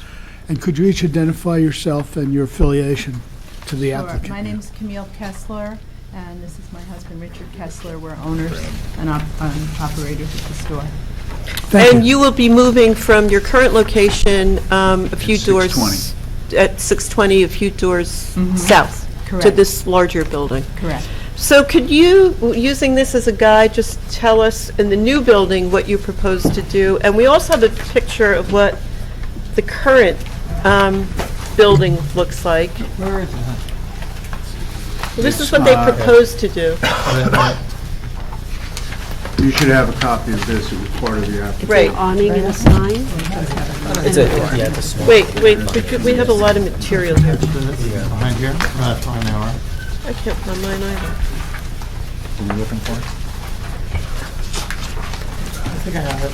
The Third smaller page- picture to the right is the Third current. page of the application submission, the signage plan set, and I know, the top Valley right-hand Road. corner is the Correct. existing storefront. Yes. Okay, so could you please just, So what's interesting about this building is that the original storefront is the original storefront from day one of this building, and we love it. It's a very deco look to it, and hence the signage that we picked, 14-inch aluminum, raised aluminum letters, fits the look of this building. The only thing that's being changed of the building itself is the door. And the addition of a sign, which is, there is a mistake on the dimension of the sign. It's not 40 inches high, it's like 20 inches high, by 22 feet in length. And the awning, which is a 36-inch black awning, no sides, no flap in the front, with an aluminum frame with 4 down sections for structure. And the fabric is a Sunbrella black fabric. okay, and the door that you are suggesting is the one that's in this? Correct. And it's one that there, on the street, on that block, there's 13 other doors that are very similar to that, including the one that we put in the building that we are in now, in 620. We replaced the door that was in there that was approved by this committee 8 years ago. Oh, okay. And the signage. So the signage is very similar. And that's all we're doing. We're not changing the structure of the front of the building at all. But I will tell you that the door is going to open out. The door that's currently there opens in, which I think doesn't meet code. Wow, no. Fire hazard. Okay, thank you for the explanation. Mr. Conley, you have some comments that we just shared with the applicant? Yes, I did. The 3 comments that I did have was, the comment number 1 was the proposed location of the new signboard over the display windows should be reviewed in relationship to the other businesses within the facade to ensure some kind of a harmonious composition. Well, there's only a 24-hour ATM sign. On the other side, it's Chase Bank. Well, there are 6 Yeah, other Oratani Bank businesses. doesn't Oh, I have thought a- you meant just Oh, adjacent. no. So I think we should look at that in relationship to the other signs within that building. My Say second- within that building? Within the building itself, right? There are 6 businesses No, within. it's only the 2 in this building, which is the Aratani Bank, the ATM for the Aratani Bank, and our store phase. The next building is Chase, the corner building. To the other side. Oh, the other side. It's the Japanese restaurant, and That's a separate building that's owned by Yaki, whatever Yaki says. Wasn't there a dance studio So I think That's the upstairs. That's upstairs. building ends here. Their building ends to the right of where where Oh. 24-hour Right. ATM is. Has a lot of continuity. But your next point is propose all materials of new sign. Yeah, I didn't see any information about the material for the sign, the awning, or the door itself. I think those need to be discussed. Oh, I think the Okay, so door. there is a spec sheet on the door attached to the application. It's, looks like this, it says basic 3, and it's the door all the way on the right. And then the sign, which is just. As long as it does conform with the, Yeah, Right. 20 Township code, inches, 20 inches high, 22 feet long, lettering is 14 inches. So was it brushed aluminum? or Yeah. something? The letters, yeah. The letters are like that. It's almost identical, it's the same material that's on our sign now that this committee approved 8 years ago for us. Okay, all right, thank you. Thanks. Any questions? Questions. Is the intent that the finish of the door match the finish of the chrome surround of the windows? Well, it's not chrome, it's brushed aluminum, and what we're going to do is it's going to be wire brush to bring it back to the lighter color. It's just aged from pitting, from weather for the past, I don't know, 70 years. But the intention of the Yeah, door to itself match is to that. match. Yeah. What's happening above the door right now, that little wire Some air mesh? conditioning unit. It's That's the air it's conditioner. hanging there and so on. Any thought about replacing the entire frame and then sticking the air conditioner back? What Well, is it's it, not- plywood on 2x4 studs or something, and you got the air conditioning on the inside? Is that what's happening? Is there an air conditioning unit? Well, when I had the door company come, that air conditioning box is separate from the door frame. So it sits above the door frame. I don't know if I assume at some point there was a transom there. That's why I'm Air leading conditioning to, existed. is that I would suggest creating the transom and putting the air conditioning back, because it looks a little, sort of, you you can make that a little bit more I finished don't at the top. understand where you would put the air conditioning. Same place, but within the brushed aluminum frame that would run all the way up to the ceiling, and create a transom and put it in the transom. So the aluminum frame reads instead of whatever it is. I don't know what that is at the moment. It's wood. It's wood, yeah. Okay, that's suggestion. These are questions, I'm supposed to be doing questions, not suggestions. I was And actually- and did I get that right, that you were proposing the wide style door? Is that the Yes, one? the wide style. Mhm. Okay. And was there any consideration, I mean, this is an Art Deco, yeah, I think it's great, I think it's a great little facade. Was there any consideration to having a waterfall at the awning instead of being a sharp, very contemporary awning? Seems like a waterfall would fit perhaps that period of time a little So you're bit talking about better. a 6-inch? Yeah, something like A that. skirt. The skirt. Yeah, I Oh, was a trying skirt. to not cover up the window any further, because if you see the way the windows are designed, the bottom of the display sits up pretty high, so I don't want to cut off too much on the top. Do you understand? For display For purposes. display purposes. Because it's a shoe store, so there's shoes that, they're not a big item, but there's a lot of them. I also think it'll look cleaner without it, our intention is to put some very large white jardinières with topiaries in them on either side, do black and white tile inside the window on the floor of the display. Okay. One other question is, in what was given to us here, just, are we looking at signage today, or we're not looking at signage? Yes. Yeah, this We're looking at applicant- signage as part of this.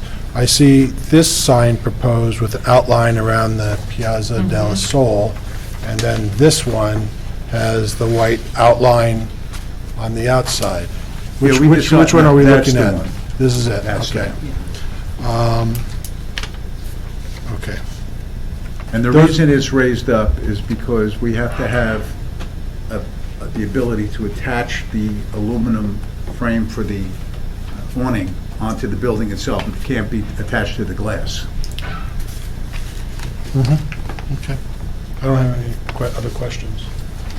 Mr. Greenbaum? What is the material on the fascia beneath the signage? The The black? material that's there now, on the original sign that's up there? No, not the awning. This is the awning. Right. This fascia here, below the dentals, what is that material here? It's going to be, I'm assuming that the, Well, it's indicated on the sign plan that's an aluminum panel. yeah, it's going to be an aluminum, the panel is going to be aluminum, and the letters are going to be raised on that. So it's going to be a black matte finish, black, the whole piece will be black with the framing is painted on, well, not painted, but they do a transfer.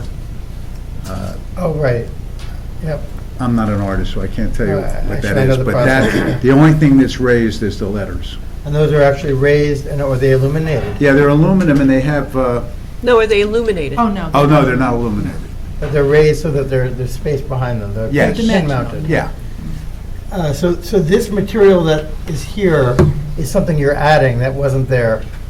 Well, we're replacing. Replacing. If you look at the little picture to the right of the big picture on what you just held up before, which is the existing,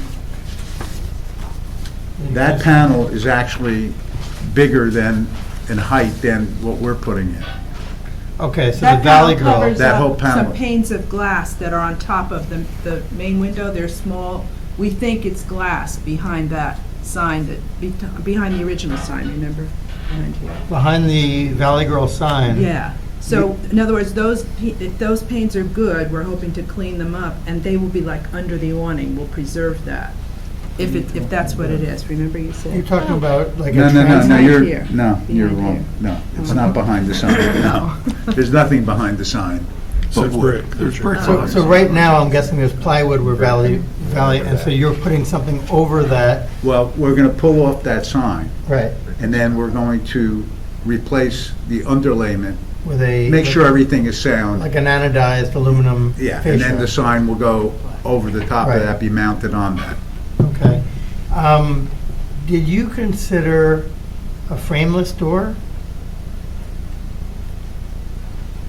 When you mean a frameless, are you talking just glass? Yeah, glass with, where the hinges and the mechanism is actually blended in to, so it's glass on glass. Kind of like the application that just was before us. Yeah, that looks beautiful. The restaurant doors, okay. Yeah. Well, we know we haven't looked at that because we were trying to stay within the look of the building. Right. And the aluminum is, the brushed aluminum is like the thing. The Right. black and the brushed aluminum. Well, but actually, if you look at the storefront, if you notice the way the inset is where you have that, let's say it's a 60-degree angle, that's frameless. Correct. So I'm just saying, in terms of elegance and beauty, to me, I mean, I know you're a tenant, and it's not your building, and I imagine there's some economic consideration. About $3,000 more. So you had considered it? No, but I'm saying, I know what that door cost. Yeah, I'm just saying, this is a question period, but I would say that that would be preferable. For me, to have I understand the aluminum. The other thing about an old glass door is your ceiling. you don't get a good seal for air, so you have a lot of leakage. And what they put on, the frameless doors, Put this like a rubber gasket. yeah, you replace that, like every year you have to replace that, it tears off. Similar to the frameless doors that are on showers, enclosures now. Well, the other question I was going to say too is the base here, is that a glass or is that a stone? I don't know what it is, but there's a word for that. 14 years ago, Right. one of those pieces was glass. was broken, and whoever was sitting here 14 years ago, made them find a replacement for it. It's some kind of a onyx stone, black stone, and they had to match it. And it does, it matches perfectly. The only thing I was going to say is, did you consider possibly using that as the backing instead of aluminum above as the fascia material? Well, first of all, trying to match that would be difficult. Secondly, you're talking about a small fortune to do 22 feet of that material. You can't just put it up there, then you'd have to change the whole understructure. It's going to be a lot heavier. Because of weight. Weight. I guess that's all I have for questions at this time. Mr. Hyman? No question. So I have a question. The signboard here will then totally cover the brick that's exposed, which is to the right? Yes, on the top. In order to put an awning, which needs to attach to the building itself, not to the glass, you have to raise up the sign. And the sign is only 20 inches to begin with now. So we had to raise it up, which is, I think, about 8 inches above the existing sign. Okay, that's, And Aratani has their sign, if you look closely, they have their lights mounted on the brick in front of that. By the way, this used to be called Globe Travel Agency.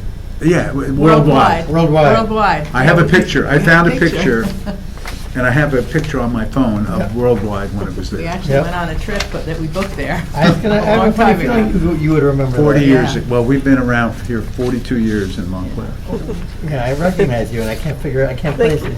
all over the place. do you have any questions? No. Mr. Rooney? No questions, they've been answered. Okay. So comments? Yeah, some comments. Going back to the frame around the door, and, I don't know if you can read from where you are there, and I'm not trying to, I'm not supposed to be designing here, but what I'm implying is that there's a new frame, Could have done it. and that, What I was thinking of doing, actually, was to have an aluminum piece in front of the air conditioner, or cut out, or something like decorative. that would be an improvement. Yeah, That it would be. improvement. Okay, so that would be one comment. What is so- it? I didn't hear what you... Well, I was looking, About the when my oh, question was about the frame Right. and the air conditioning plywood makeshift air conditioning system above there, that if they took out that whole facade there, did an aluminum frame and did a transom out of the aluminum frame and put some grill back there and put the air conditioner behind it, it would clean that all up. What I was So- going to do is put the grill in front of the air conditioner, so when you're looking from the outside, all you see is an aluminum, brushed aluminum grill with cutouts in, so you still you have to have air going into the air conditioner. Yeah, that's what that grill was, but, okay, that was a comment. I have a comment too about the air conditioning unit, because right now, there is no awning, and the whole thing is exposed. So our awning is actually going to help to, kind of take your eye away from it. My comment would be, I would believe that more if it had a little 6-inch waterfall. And my comment would be the 6-inch waterfall, unless you're all the way across the street, doesn't do anything to block the view from anyone walking up and down the street, because you're going to see under that waterfall. So I still think, that waterfall is more appropriate. And then just in keeping with maybe, it's looking really great. Symmetry, I would tend to, again, design your sign, but it looks off-center to me. I realize the box itself is centered, but all the type is to one side with this little shoe. Did you think about doing a shoe on either side and get the I actually actual did think that. typeface in the middle? I actually And did then it think would be symmetrical? I think that would That's look... how we have it actually, that's how it is now on the sign, isn't it? The No. other sign, it's not the shoe up there, it's on No, the it's, side. we have the Piazza and Della are in Yeah. lowercase letters stacked, and then that's how it's. It just looks, my comment I is, hear it you. looks off-center. Uh-huh. And I think you have enough We could elements, you could do accommodate that. something We could to accommodate center that. We could accommodate that. Those are my comments. Okay. Mr. Reba? So, from a merchant point of view, gauging what I think you're trying to achieve in terms of your branding, et cetera, I concur with Mr. Reimer's suggestion of trying to integrate the air conditioning with the door frame. But to be honest with you, and I hope this doesn't sound harsh, the door that you're proposing in this picture reminds me of Stuyertown, and I think what you're trying to be is the Short Hills Mall.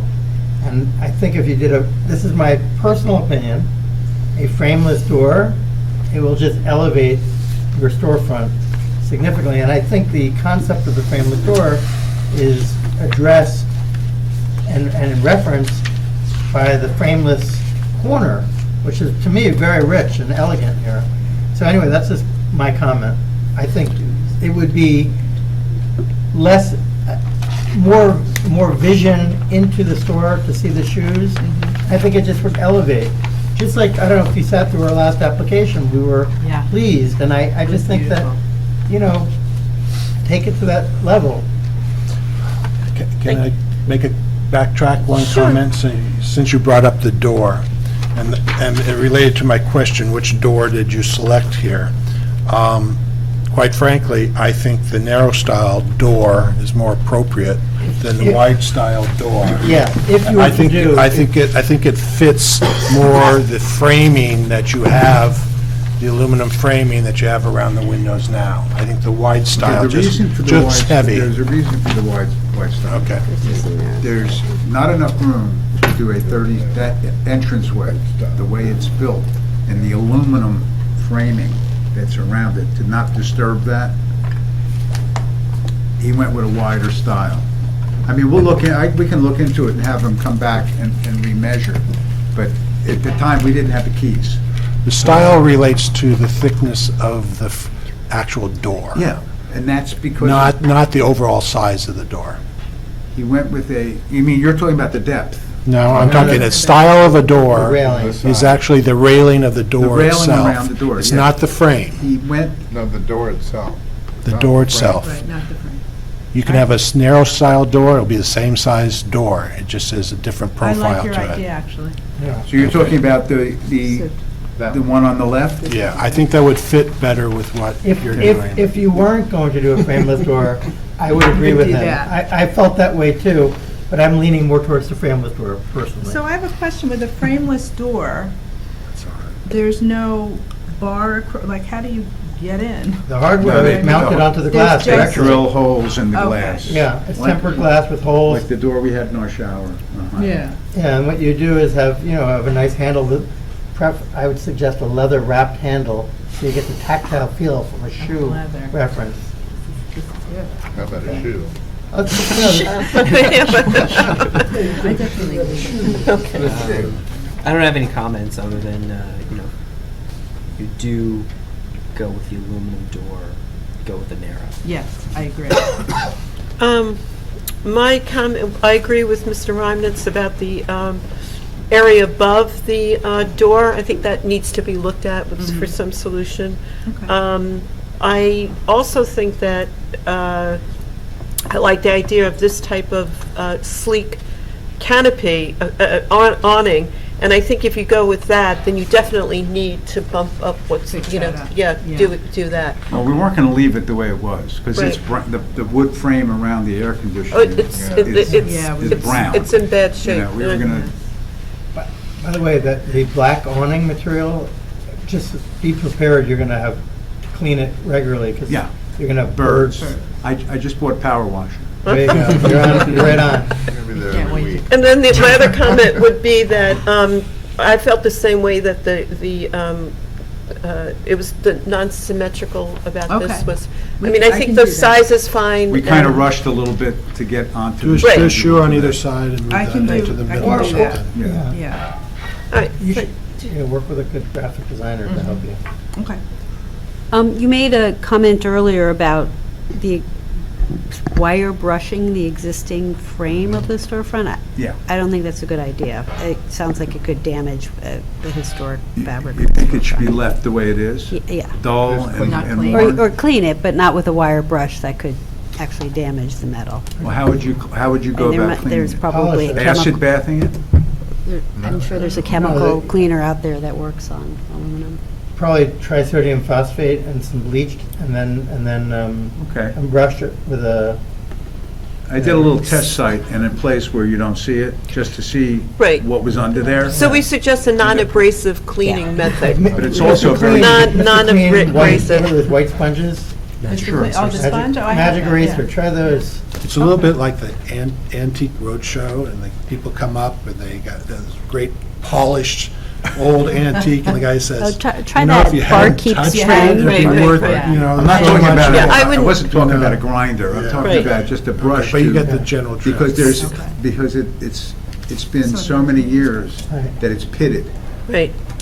I think it'll pit it more with a wire brush. Use like an go to like an auto supply store, and they have cleaners, metal cleaners, for like wheels, the stuff they use on rims and stuff. You'll probably get something that'll be very good. Do you have another comment? I think the idea to make a narrow style door is good, and I think maybe a different door pull would sort Yeah, I of don't like the door pull elevate either. Yeah, the- yeah. the door. That's a standard Yeah. pull Yeah. that we have to look at. Think about your shower in Highland. Okay. And Mr. Rooney? I agree with my other commissioners about the narrow style door and also cleaning up the air conditioning above. You have, on the storefront, on the very bottom, there's a grill running all the way around. Well, yes, If the you grill could work, institute the grill work doesn't go something all the like way around, that. just on the front two sections. It doesn't, on the side where the bank, where the drive-in is, it's a solid piece. Yeah, if we imitate something like that up above the air conditioner. There's nothing that you can see above it. If there was, it was taken out when the signage, whoever. No, that's not what I'm talking about. I'm talking about when you redo your air conditioning. Take ideas from this down here. Yes. Yeah. You could get someone who could do a laser cut. That's Yeah, what I that's was, a- that's You could what I do want that. to do. Yeah, you Yeah, we wanted And to try instead and of make a repla- door like instead of that. taking it all out, put it in front of it.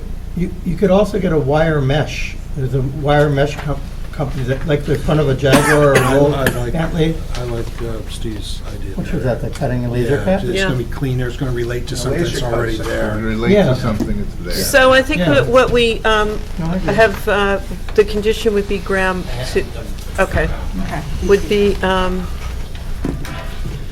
to reconsider.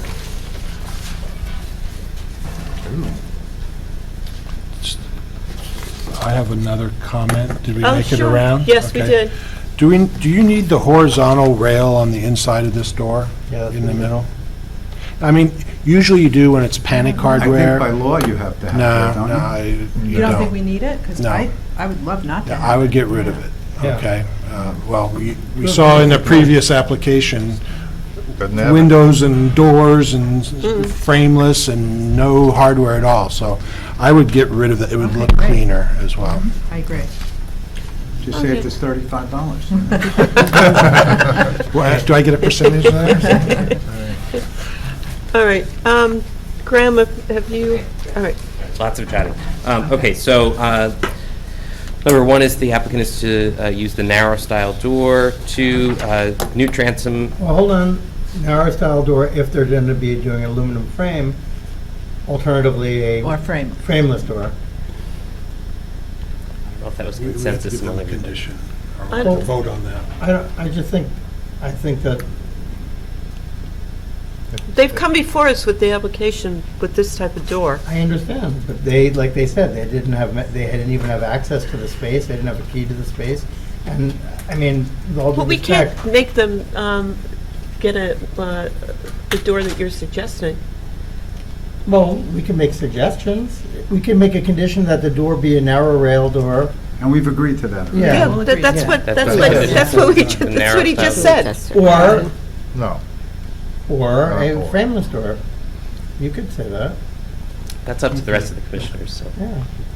It's up to them, They've it's already their store. said, they already said they'll do the narrow style. Right. That's what they want to do. The frameless would be extremely expensive. Whatever, it's a suggestion, you know? Trying to be helpful. Okay, so the narrow style door.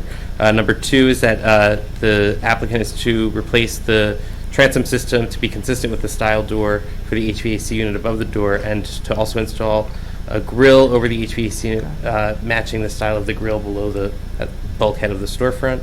Number 3 is to clean the window framing with a non-abrasive cleaner.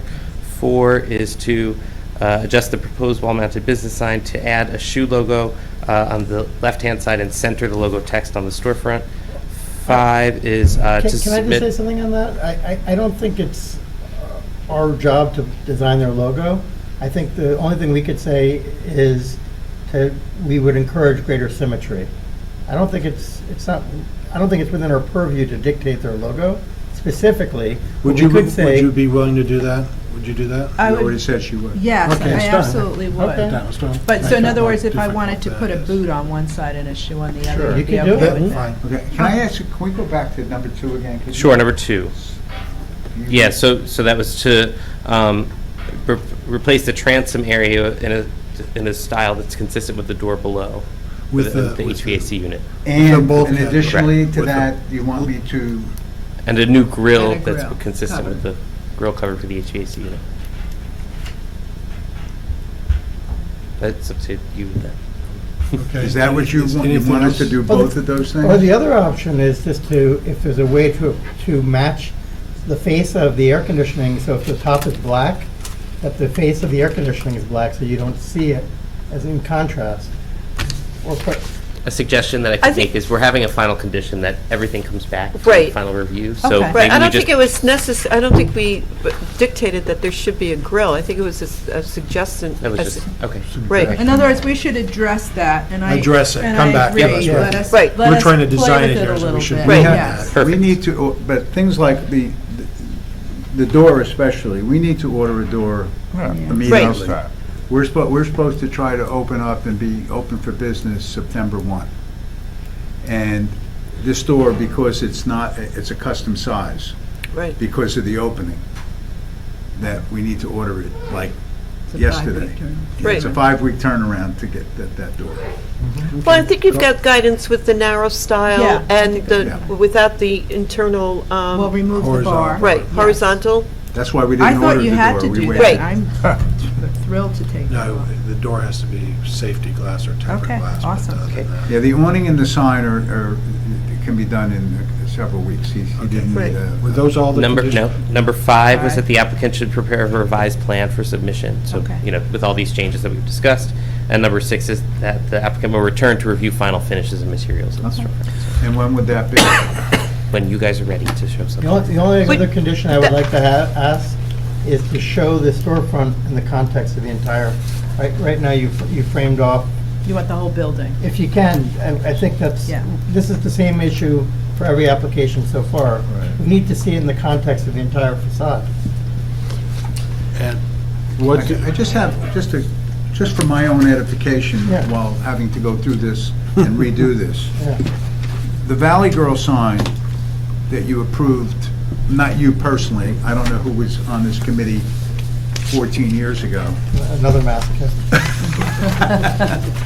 Actually, I think that sign is very cheaply made and is not what we would put up. Yeah, And we're we getting could- better. The question is, are you questioning the height, moving that sign up to the brick Kathleen, you mentioned, yes. Well, I wondered if the brick was being covered, so is. there's a reason for it, and you said that Yeah, there there was. is, there's Yes, we really, put the awning there. Yeah, the if we commission are was not going to acceptable cover to the that. brick, we have to make the sign Right. much smaller. No, I don't in think order that the to commission was, accommodate an the awning. commission wasn't That was opposed okay. to the raising. That Yeah, was no. okay. One additional condition just on that point, I think, should be that the penetrations to install the sign Right. should be into the mortar joints, not into the rigid brick facade. Into the mortar joints. And what do my fellow commissioners think about having a 6-inch waterfall on the Yes, that was the itself? last one that. Oh, you, I didn't know, Yeah, because I didn't you let made you the get point, there yet. one other person agreed with you, but there wasn't a full spectrum of comments on it. I like the okay. simplicity, the minimal I'm willing to be quality Art of that. Deco doesn't really lend Right. itself Okay. to that. It's open on the sides, though. Yes. Yes.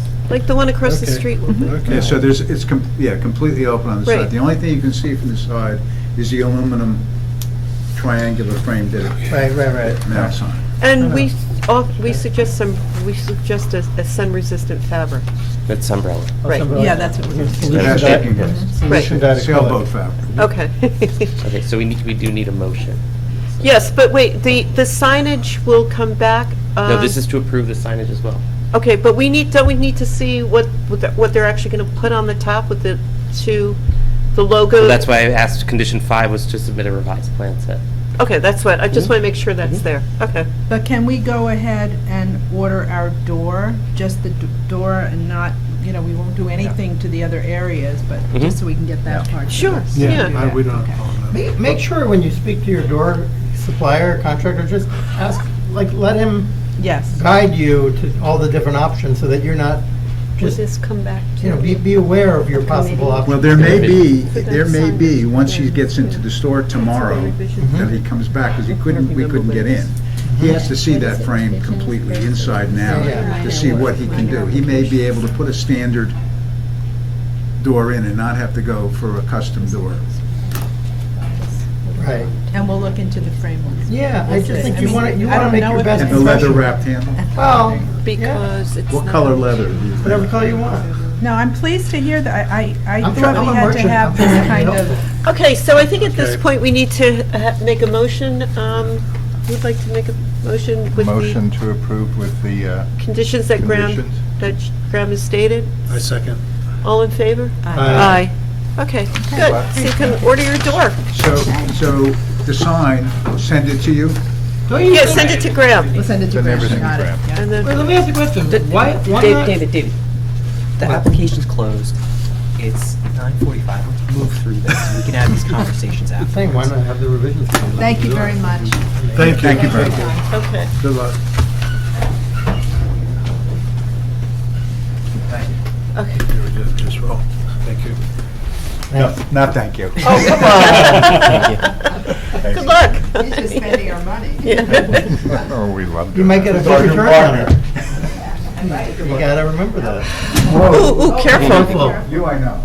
You've been around here longer than we have. No, you've been here 40 years. I've been here about 25. Ed Remsen, back in the Ed Remsen. You after? Mr. Custer, where would I know you from in town? I've seen you Oh, everywhere. every day. We've been here for 42 years. We're still on the record. Still. All right. Okay, thanks. Thanks. Okay, our next application is a referral from the Board of Adjustment, application 2638, 73 South Fullerton Avenue, St. Luke's Episcopal Church. And this is a minor site plan for new entry door, walkway, and installation of HV units. So, and we are reviewing this because it's in the, I forgot, the central This is in the first first residential residential district, and as a proposed historic district. And we're looking at it because these changes will be visible from the street. So, thank you for, To note that this is also individually listed on the National Register. as well. yes, and individually listed. Thank you. So would you please identify yourselves and let our, Mr. Karasik, swear you in? Could you raise your right hands, please? Do you solemnly swear or affirm that the testimony you're going to give this commission is the truth, whole truth, and nothing but the truth? I do. Okay, and could you identify yourselves and your connection to the application? Yeah, I'm the Reverend John Manell. I'm the rector of St. Luke's Episcopal Church. And I'm Jackson Bangs. I'm architect for the applicant. Thank you. Nice to see you, Reverend John. Good to see you. So we're in receipt of the plans. If you could just quickly go over what you're proposed to do. Sure. that So would be- we've been working on making as much of our site accessible as possible. One of the last places was our thrift store, our second time around shop that served the community for 30 years. And we thought the best way to do that would to make that accessible. Right now, you currently go up one step, then up one step, then up two steps, then down one step. It's just ridiculous to get in there for both the folks who work there and the folks who come there to shop. And so we proposed, our proposal is taking one of the sets of the doors on the 1929 addition to the church, it's not on the 1889 original, on the 1929 edition, and turning those windows into a doorway that's fully accessible from the street.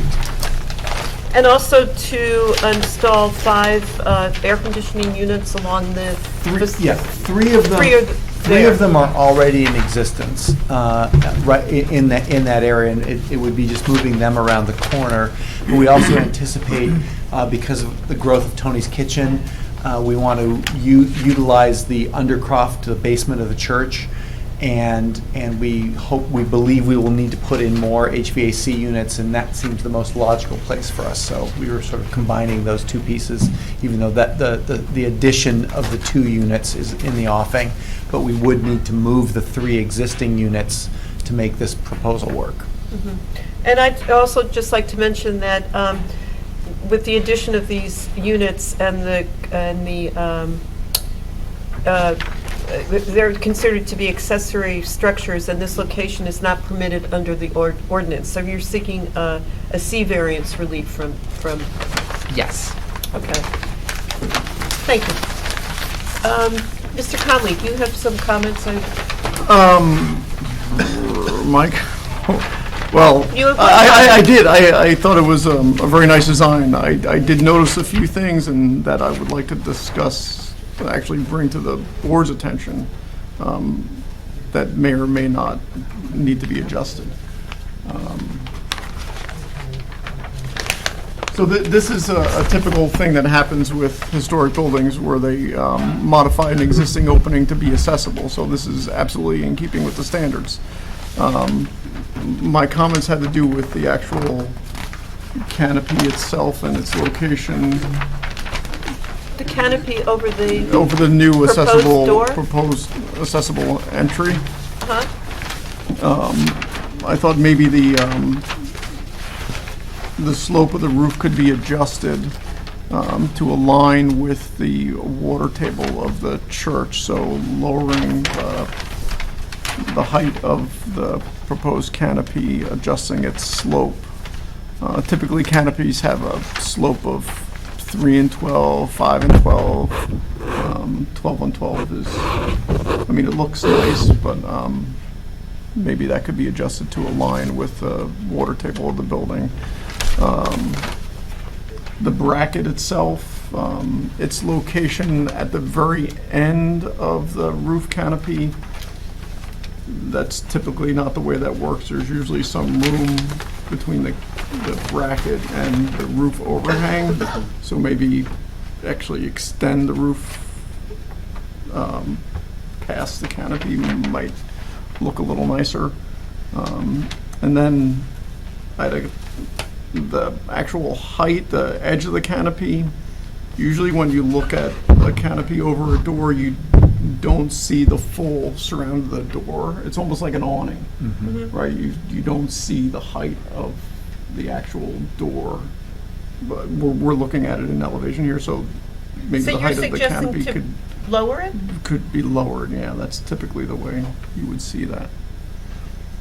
So those are just a few comments I had, and they're for the board's. Okay.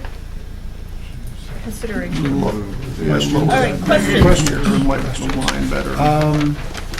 And then the whole thing should actually come down. There's an element in the Maybe landscape there, extend. it's a little free library, is that, does that Yes. say there? Typically the way you see them. This thing. I mean, it's kind of hard to, Would the roof extend over the bracket? yeah, I would. Is the height, I guess this might be, The bracket. is the there's height usually of some- the opening, it's taller than the head of the Right, existing and then windows? No, cover so the height exactly matches Does the it head of really? the existing Oh. windows. We're removing the Great, stone okay. below the window. Those are my questions. So, does your point reference Mr. Conley's in that the No, I was overhang only- should be lower? No, that's going to be a comment, but Okay. my question was just whether they were whether the head of the windows was going to be the same, is the same as the head of what the door they're Of the- proposing. And okay. it is, which means they're not touching the stonework around that. Okay. Right? To Is that- clarify, we are. Mhm. If you look at the existing elevation that's next to the proposed one, it's not actually one stone, it's two. And that's because it's two narrow windows right now, neither of which is wide enough to fit a barrier-free door. So we would be removing that stone, those two stones, and installing a new one. So which- you're even though it removing- doesn't read as two stones, there is two stones now, right? Is that what you're saying? Yeah. Okay, and it becomes one stone. Yeah, they're bearing in that center Okay. point. So you're removing the center stone? But the We're proportions will be yeah, the we're same. removing Right. the capstones, the lintel. Mr. Greenbaum? I have no questions. No questions. The only question I have is about the grade. You say that, are you adjusting the grade? Yes, Oh, you are? Yeah, we're adjusting it slightly in order to allow for barrier-free access without a ramp. And that's adjusted from the existing sidewalk, correct?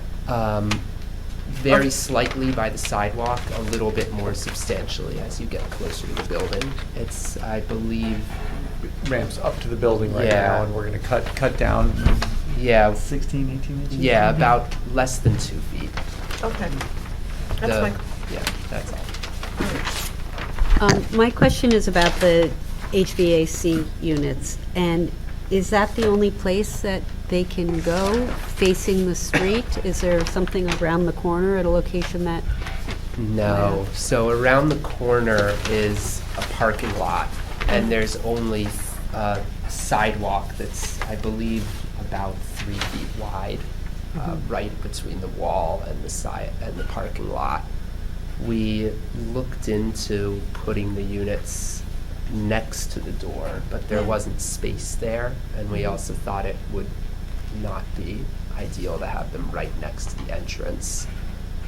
We also considered putting them on the other side of the church, but that made them way too far away from where the areas they're conditioning to function. But you're proposing some plantings to screen them? Yes. yeah, they're on the, I have another question. The existing units are different types. Do you propose to have the 5 the same? No. They're going to be different, they will look different. Yeah, so the three of the units will be literally the same ones that are in the photo. Mhm. 2 of them are actually part of split systems that do both heating and air conditioning.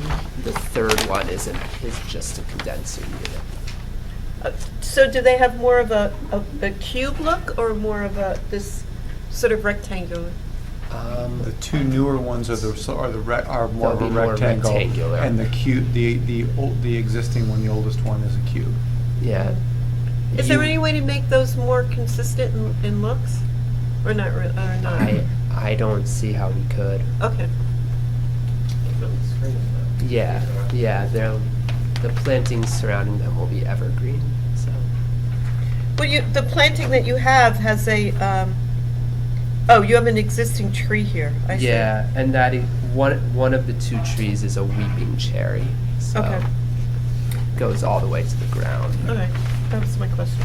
Mr., do you have any more questions? No. Mr. Rooney? No question. I have a couple more questions. Oh, questions, sure. The dry stack modular retaining wall, Yes.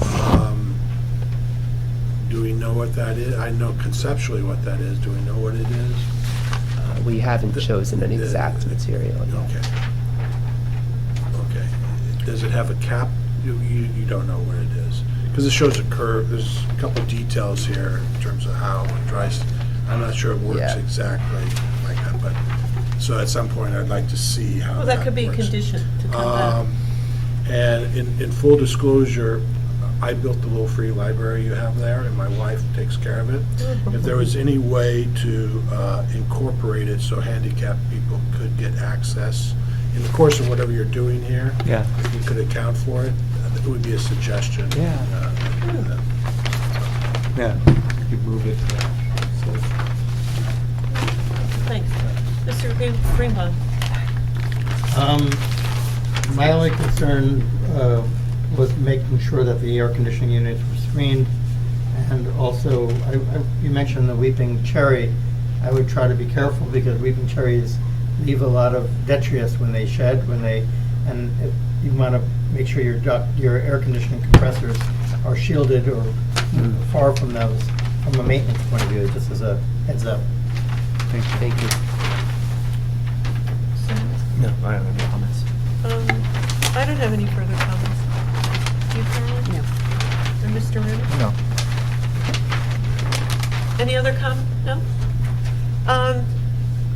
Is Mr. I- Petto, I'll one make more? a comment. I do agree with Mr. Connolly's the location of the bracket to the roof itself.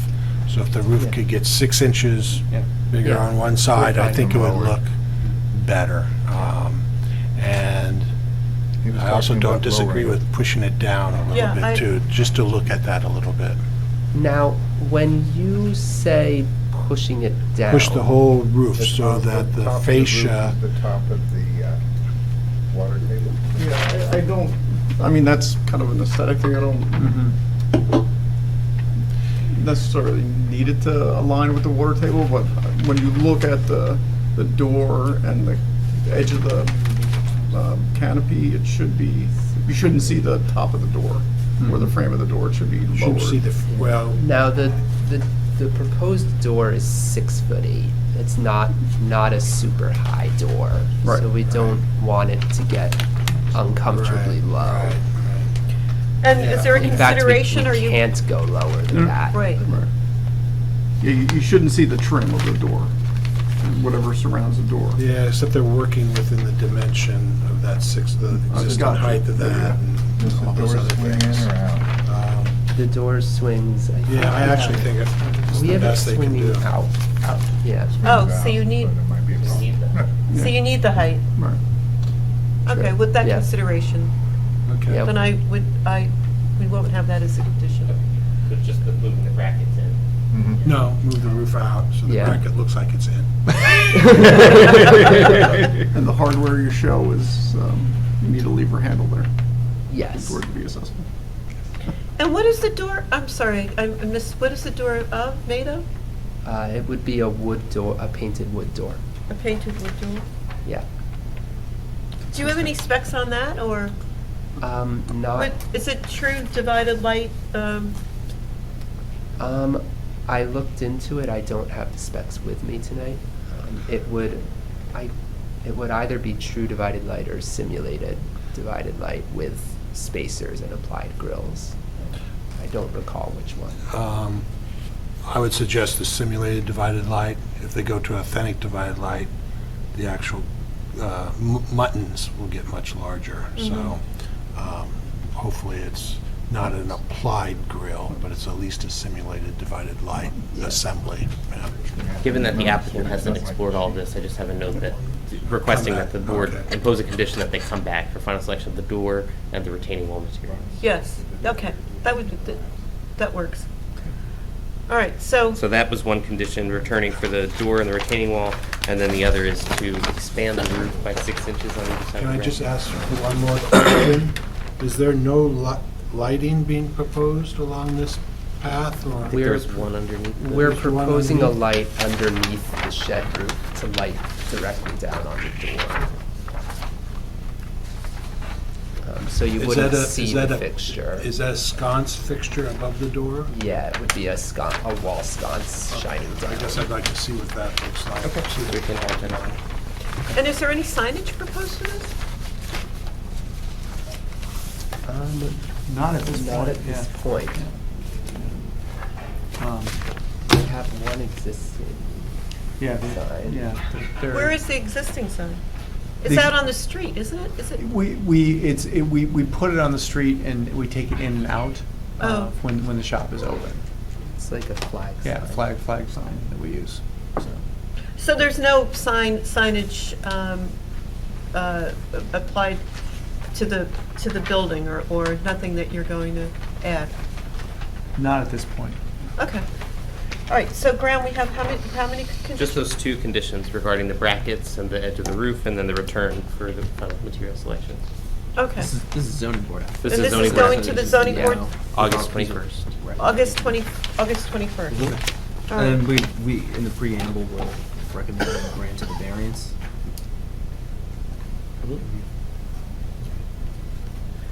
Okay, so may I have a motion to, You're doing all the motions tonight, Jason.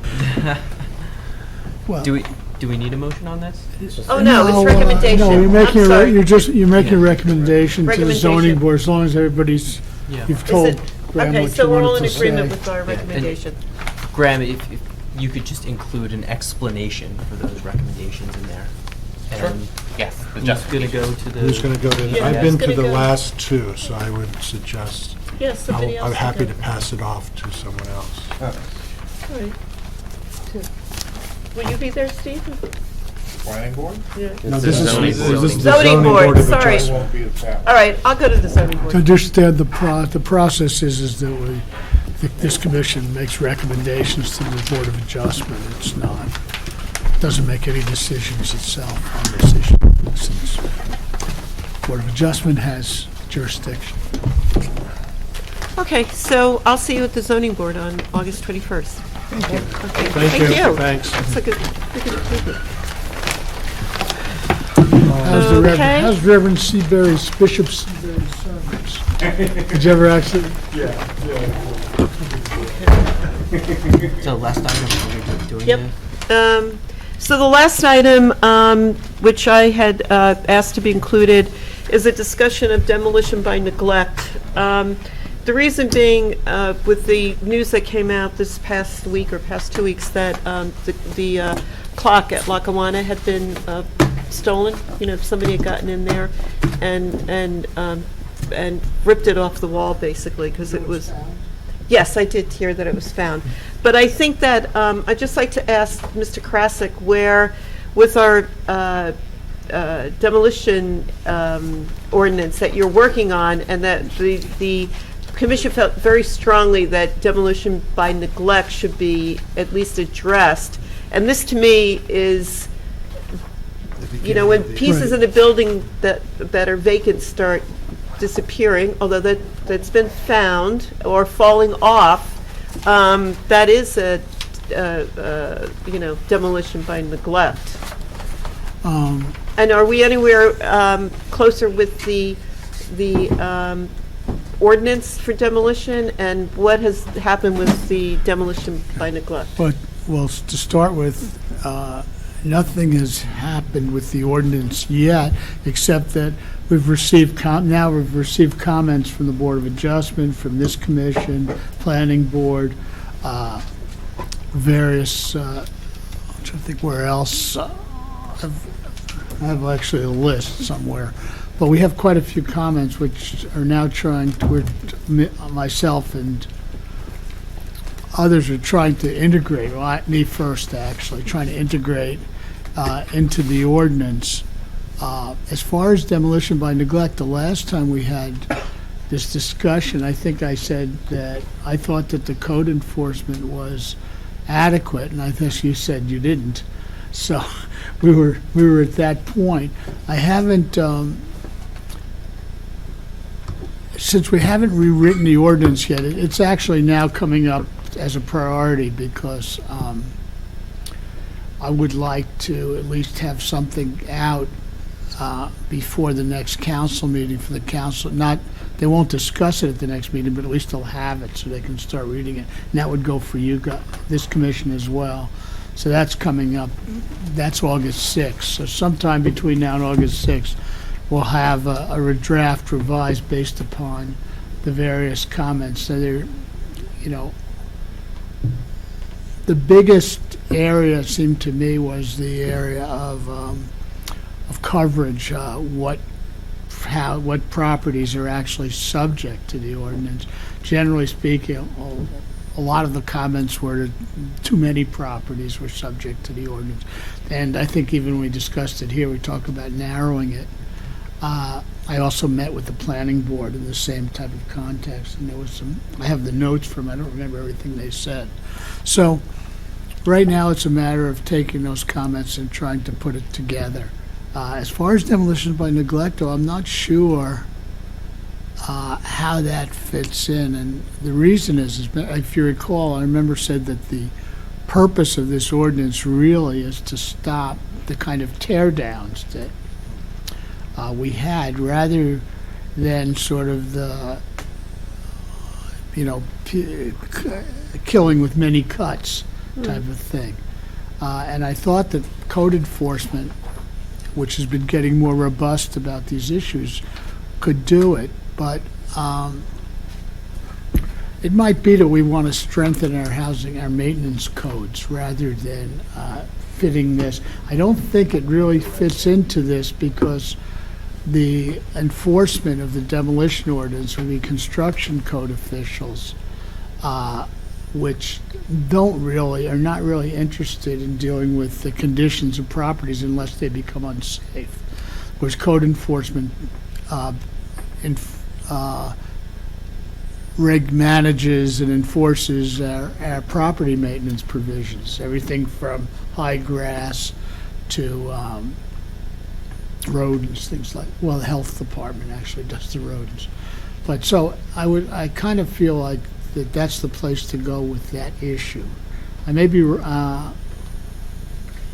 But something that's as historically significant as Lackawanna, the waiting room, is a different, it's not just the grass that's too long out front. I mean, this is part of the fabric of the building. Let's take that. Pig and Prince is closed. Right. So we have the station, the waiting room in that building, which actually was the subject of the historic preservation back in the urban renewal days. That was what money was set aside for, and that's why it was preserved.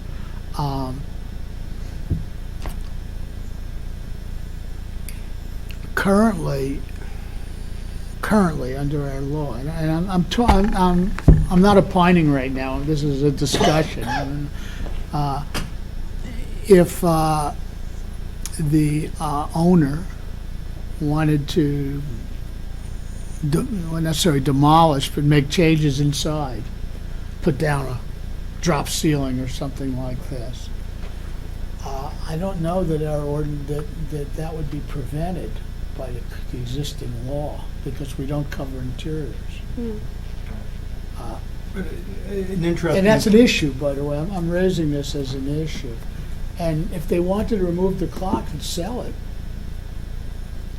I don't see that would violate any, I may be wrong, right? Well, part of what wouldn't violate any existing regulation. But wasn't that part of the agreement from that he was granted, or not he, that with Lackawanna, was that building would stay the way it is and be the untouched and be the. Not familiar with the language of the final resolution, but the exterior obviously, but the interior, I don't know if that was. I've read all the urban renewal papers that we have on file. Yes, it talks about preserving it, but there's no specifics that I found that would go to something like that. I'm not saying that's right. I'm just saying that's the existing situation. What if, getting back to Kathleen's point, but let's move it over to the train sheds. Let's say, for example, they in a position to be obstinate and to be, let's say he was prohibited, an applicant was prohibited from demolishing something. So they might just choose to be arbitrary and say, you know what, we'll just leave it and let it collapse, and at a certain point, it's structurally no longer sound. So suddenly, someone could say, well, the train sheds are no longer sound, so we have to knock it down. That's what section 144, the preventative maintenance, that's what Ira was Yeah, and the saying. other Once it part- starts the other getting part to that, unsafe, you know, we're the code talking official out- starts finding before them. that- And then we can go in and do the renovations and charge the owner.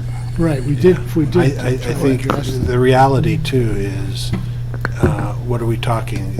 Someone's going to let it sit for 50 years, before that collapses into the landscape. Yeah. Well, It's not realistic, you know, it's not I can understand vandalism where things start disappearing and some of the historic fabric, it sounds like we don't have the ability to control anything except for what's on the outside. So someone can come in and, to be obstinate, strip out the whole interior Right. of the train station, strip it all out, you Right. know, and just say, Well, here, Well, that's that's what kind I'm of what I doing. was saying. we have an example on Lloyd Road where there's a house that's been sitting there incomplete for probably over 12 years. Yeah, but that's a new house. That's a different set of problems. It's No, not I about understand, but historic. that's a situation where it's almost like a spite issue, where the building lays fallow for 12 years.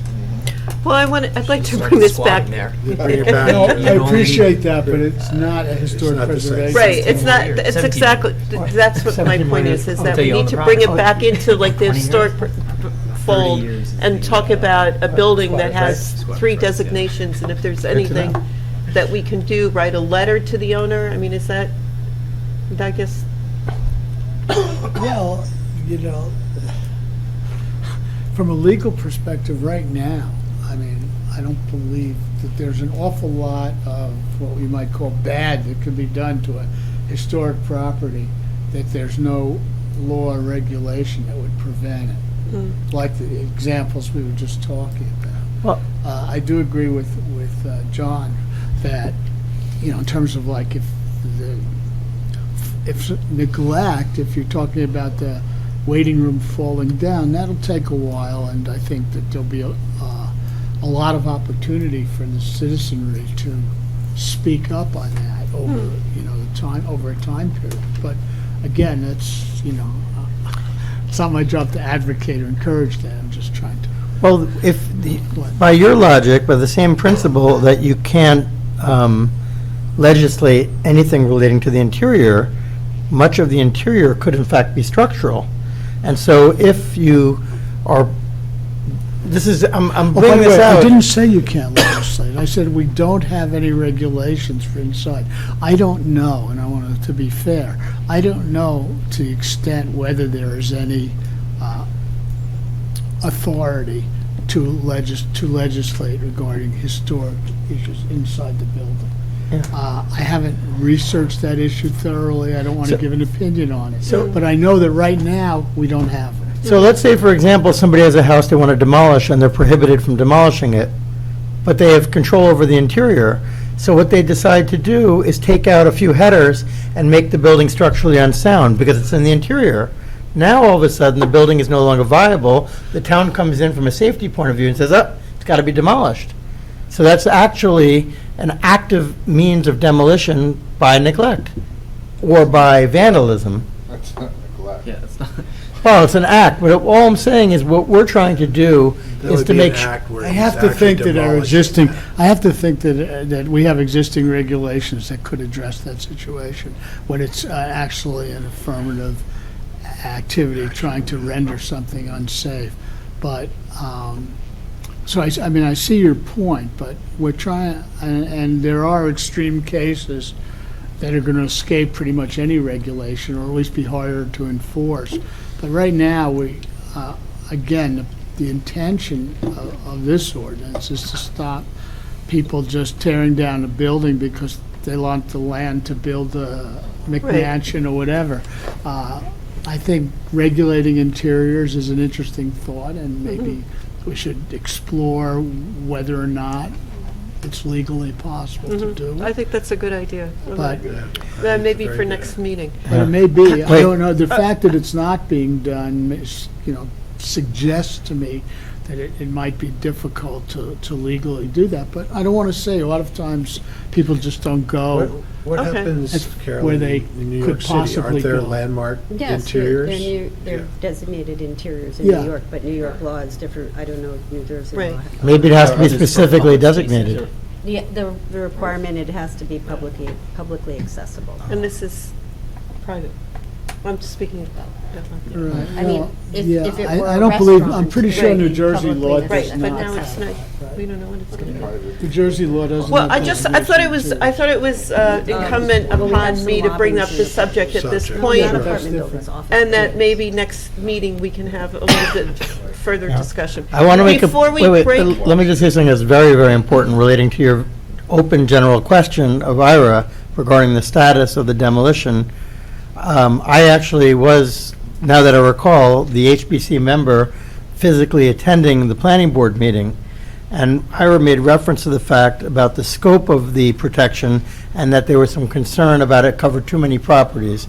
And one of the things that I did, it was get up and speak to help the planning board understand that the areas that are designated as potential historic merit, I'm trying to, what's the language?